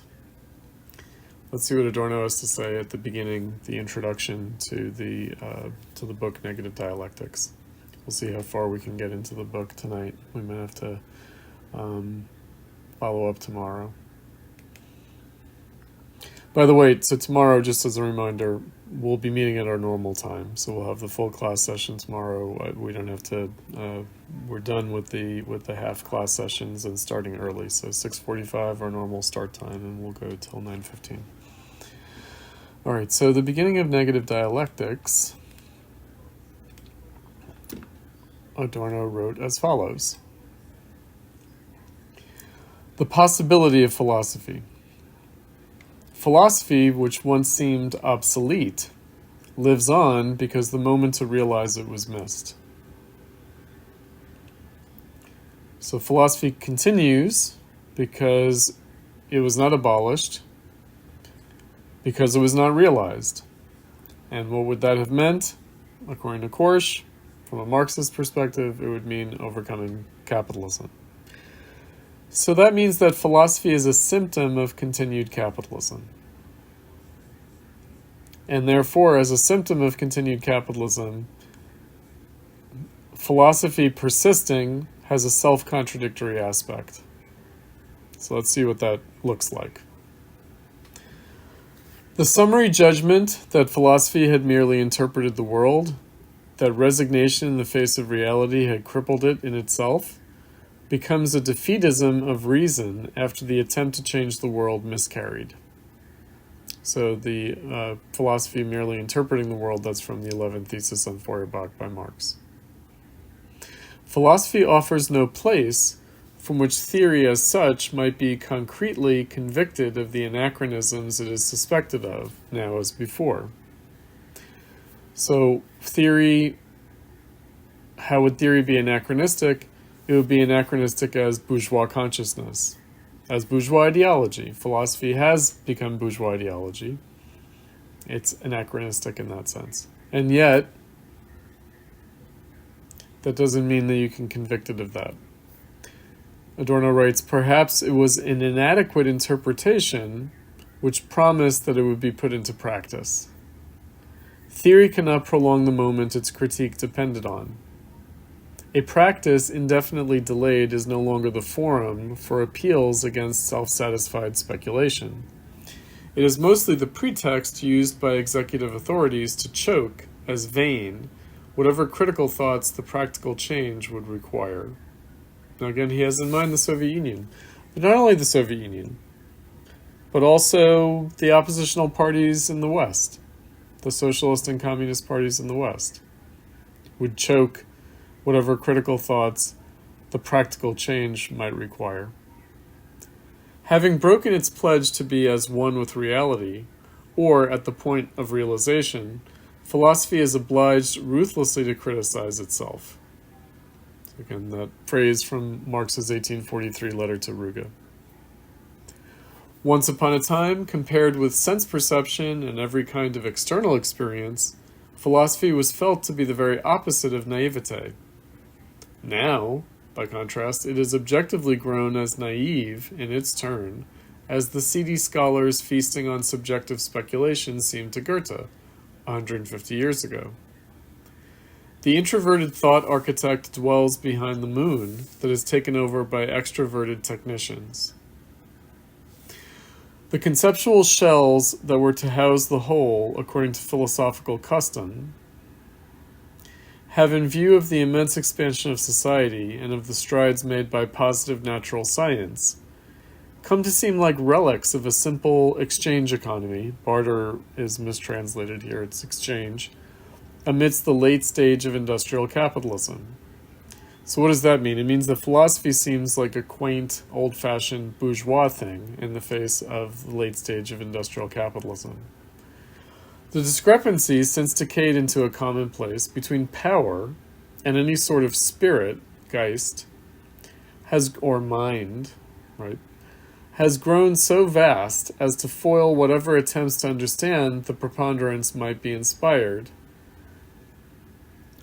by the spirit's own concept. The will to this understanding bespeaks a power claim denied by that which is to be understood.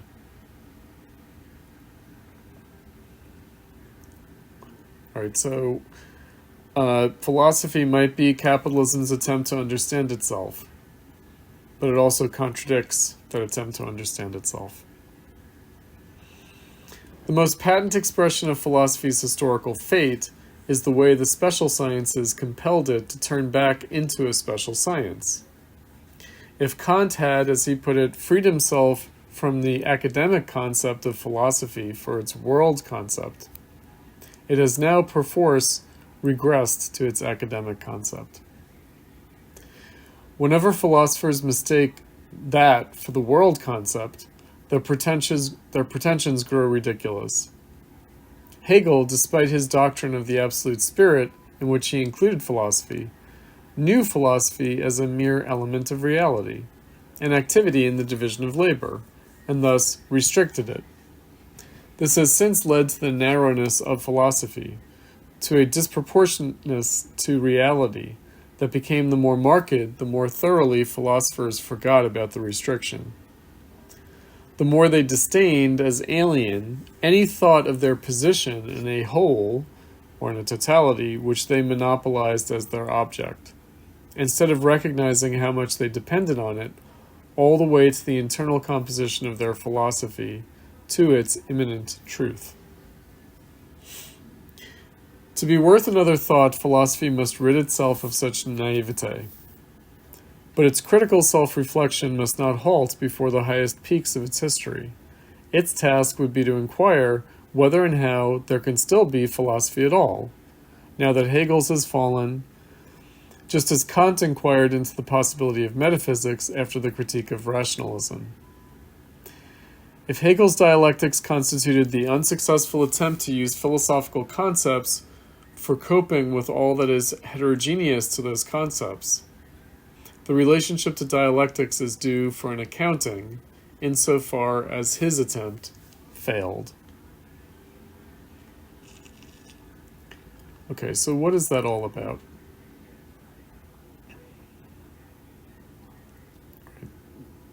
So, the failure of Hegelian philosophy would be the failure of bourgeois philosophy. And the failure of bourgeois philosophy is tied to capitalism. Meaning it's not a failure merely on the part of thought, of thinking, or its formulations, its formal formulations in philosophy, but must be due to the historical condition of that philosophy. Right, so philosophy's failure is not merely a failure, but is significant, is a significant manifestation, a significant phenomenon, a symptom through which it might be possible to diagnose the problem, and a symptom that might even be prognostical in character. So basically Adorno is establishing the point and the substance of an immanent critique of philosophy itself. An immanent dialectical critique of philosophy itself, which seems very odd, but nonetheless. So it's not like a philosophical critique of philosophy. It's not just that. Nor is it the political critique of philosophy practiced by the repressive regimes of the East, of the communist states. Alex?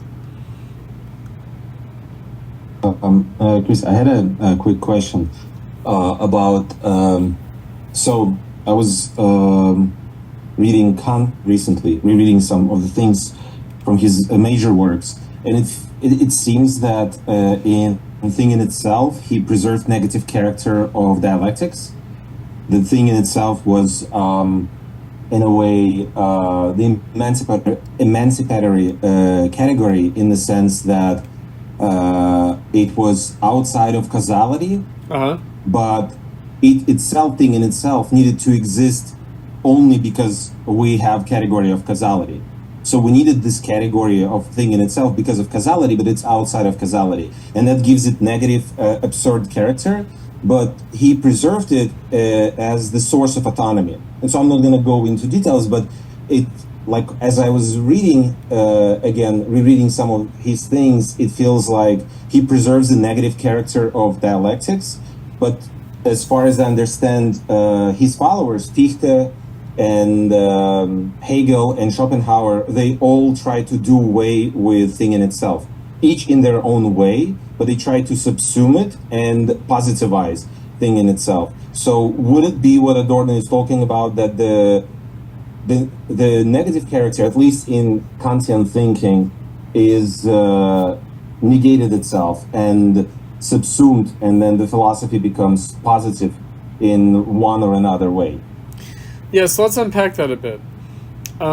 So the thing in itself preserves the critical character of philosophy because it means that philosophy is always tasked. right? So the thing in itself is the manifestation of the incomplete task of philosophy.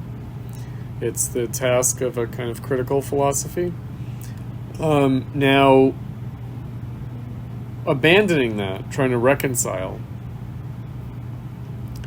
trying to do away with the thing in itself, Adorno thinks, is one of the ways that philosophy shows that it's abandoning its critical mission and adopting an affirmative standpoint.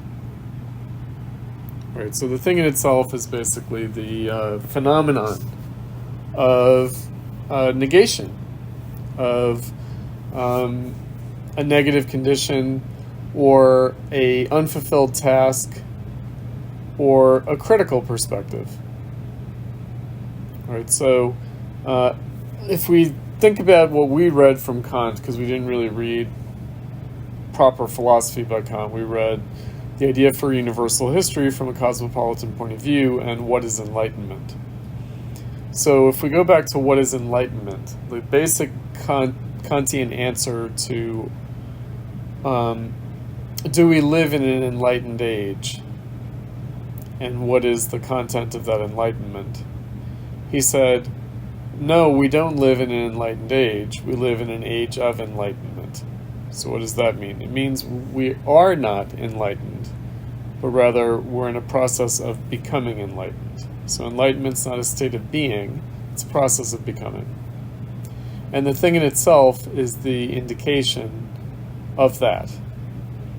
Right, so getting rid of the thing in itself would be tantamount to saying we are enlightened, rather than that we are in a process of becoming enlightened. Does that make sense, Alex? Yes, definitely. Right? Yeah. And so, in that respect, again, if philosophy is seen in its essence as a task, then the question is, does philosophy contain within itself the possibility of abandoning that task? Yes, it does. Right? So when philosophy goes positive, it abandons its actual mission, its actual purpose, its actual task. So in the passage from Minima Moralia, the warning not to be misused, Adorno said, dialectic has its origins in sophistry, and dialectics is always in danger of becoming sophistical. And sophistical just means the clever turning of the tables that the sophists or the philosophers are able to do for people who have the money to pay them to do it. Right, so the sophists served as lawyers, so they would make arguments on behalf of their clients that would help them escape culpability. Right? But again, sophistry. Why do we have that concept of sophistry? That it's like a trick.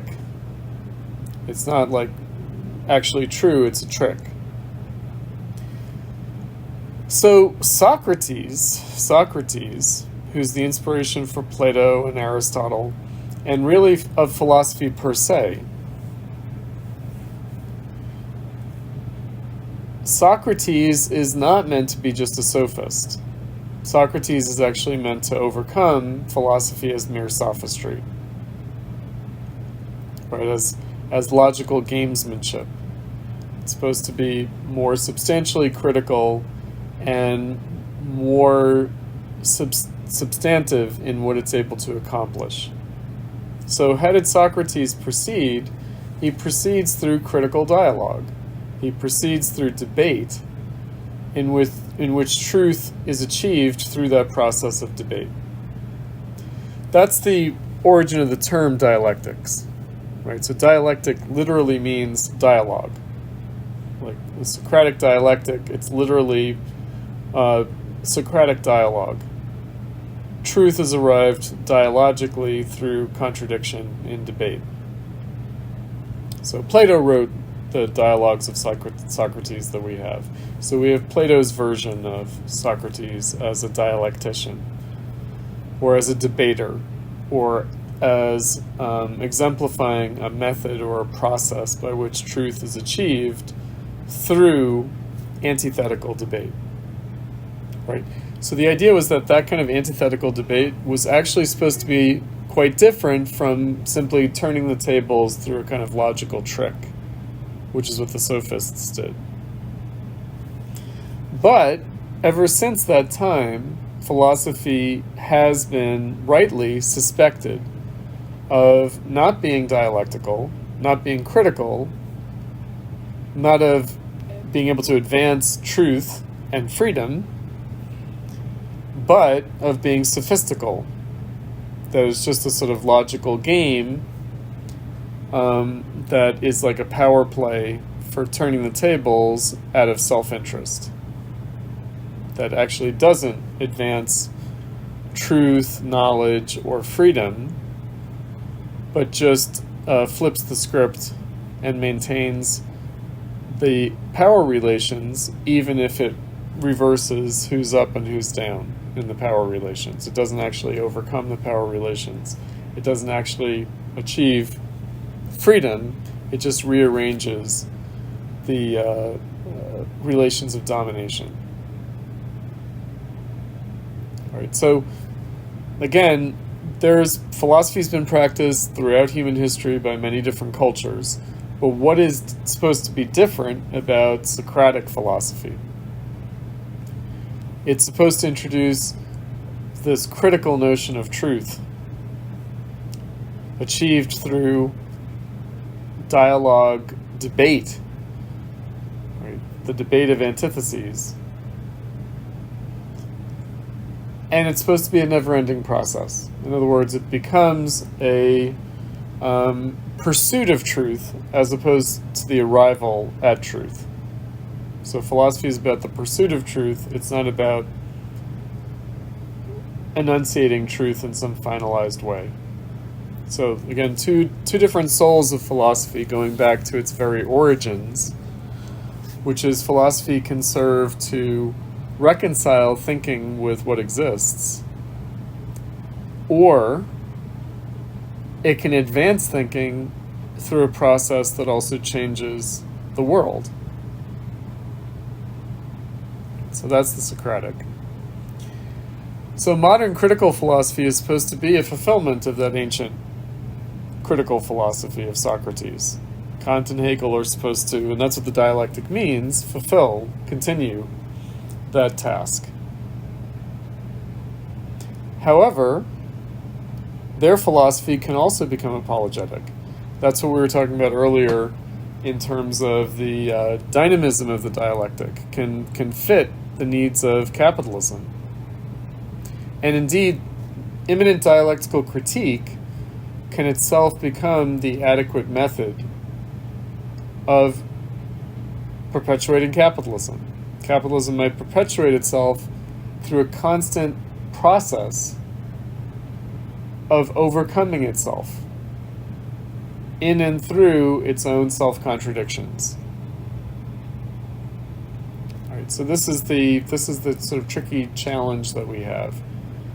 So dialectic is implicated in capitalism. Capitalism is itself dialectical. And yet the dialectic is supposed to point beyond capitalism. And that's why Adorno says, well, what about a dialectical critique of the dialectic itself? Right, that's where he goes with it. Right, especially because Marxism had become an affirmative ideology of continued capitalism. So Marxism is supposed to be the ultimate critical philosophy, the ruthless criticism of everything existing, both in theory and in practice. It's supposed to be a practical critique, not just a theoretical critique. And yet, Marxism became the last ideology of capitalism, the last affirmation of capitalism. Now, I bring this all up, and we're going to have to end for this evening. We'll come back to negative dialectics tomorrow night, because there was a revolt in the 20th century against Hegelianism and against the dialectic and against Marxism and that was postmodernism. So postmodernism was a rebellion against this manifest, affirmative, apologetic character of Marxism itself as a kind of Hegelianism. And postmodernism had its origins in Heidegger. And that's why Adorno has to take up Heidegger as expressing this contradiction within philosophy itself, and this contradiction within critical dialectical philosophy itself. Right, so Adorno didn't live to see the full flowering of postmodernism, but in his own time, postmodernism did emerge, and the foundation of postmodernism is Heidegger. So Derrida, Deleuze, Foucault, they all follow from Heidegger's critique of Marxism. And his critique of Marxism as the last final version of German idealist philosophy, Kant and Hegel, but also of Western philosophy going back to Socrates, Plato, and Aristotle. So Heidegger's critique was of Western philosophy as a whole, as oppressive, and as blinding, and as leading to a nihilistic dead end. Right? That is Heidegger. And his followers were compelling. They wrote in a, not only Heidegger himself, but his followers also wrote in a very compelling and influential way. Why and how? Well, because it became clear that the attempt to overcome capitalism had failed, and therefore there must be something in that very method of attempting to overcome capitalism that is implicated in that failure, and that method is the dialectic. Adorno, as a Marxist, responds to this by seeing how the postmodernist anti-Marxism is itself part of this contradiction within capitalism. So Marxism and anti-Marxism in the realm of philosophy, dialectics versus anti-dialectics, becomes the last phenomenon of philosophy as a domain of contradiction. So that's Heidegger. There's another part of it, and it's in the Why Still philosophy, but it's also in negative dialectics, but we'll come back to this tomorrow. The other side of it is the other side of philosophy in the 20th century, and that's analytical philosophy.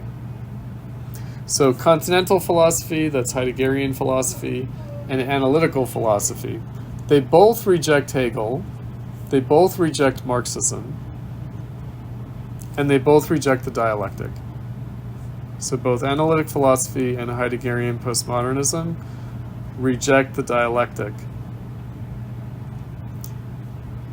And they reject the origins of the dialectic in Hegel and in Marx and Marxism. So those become the dominant philosophies of the 20th century in the face of the failure of Marxism. They're both in opposite kind of ways.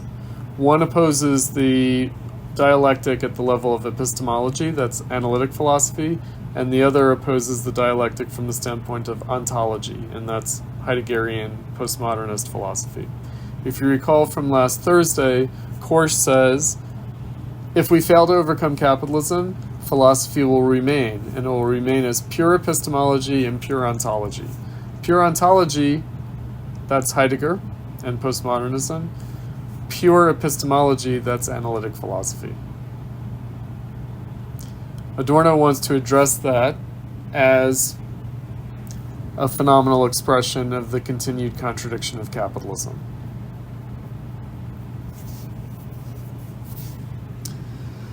All right, so let's adjourn for tonight, and I will see you guys tomorrow, in which we will continue our discussion of negative dialectics. Thank you. Thank you. All right, good night, guys.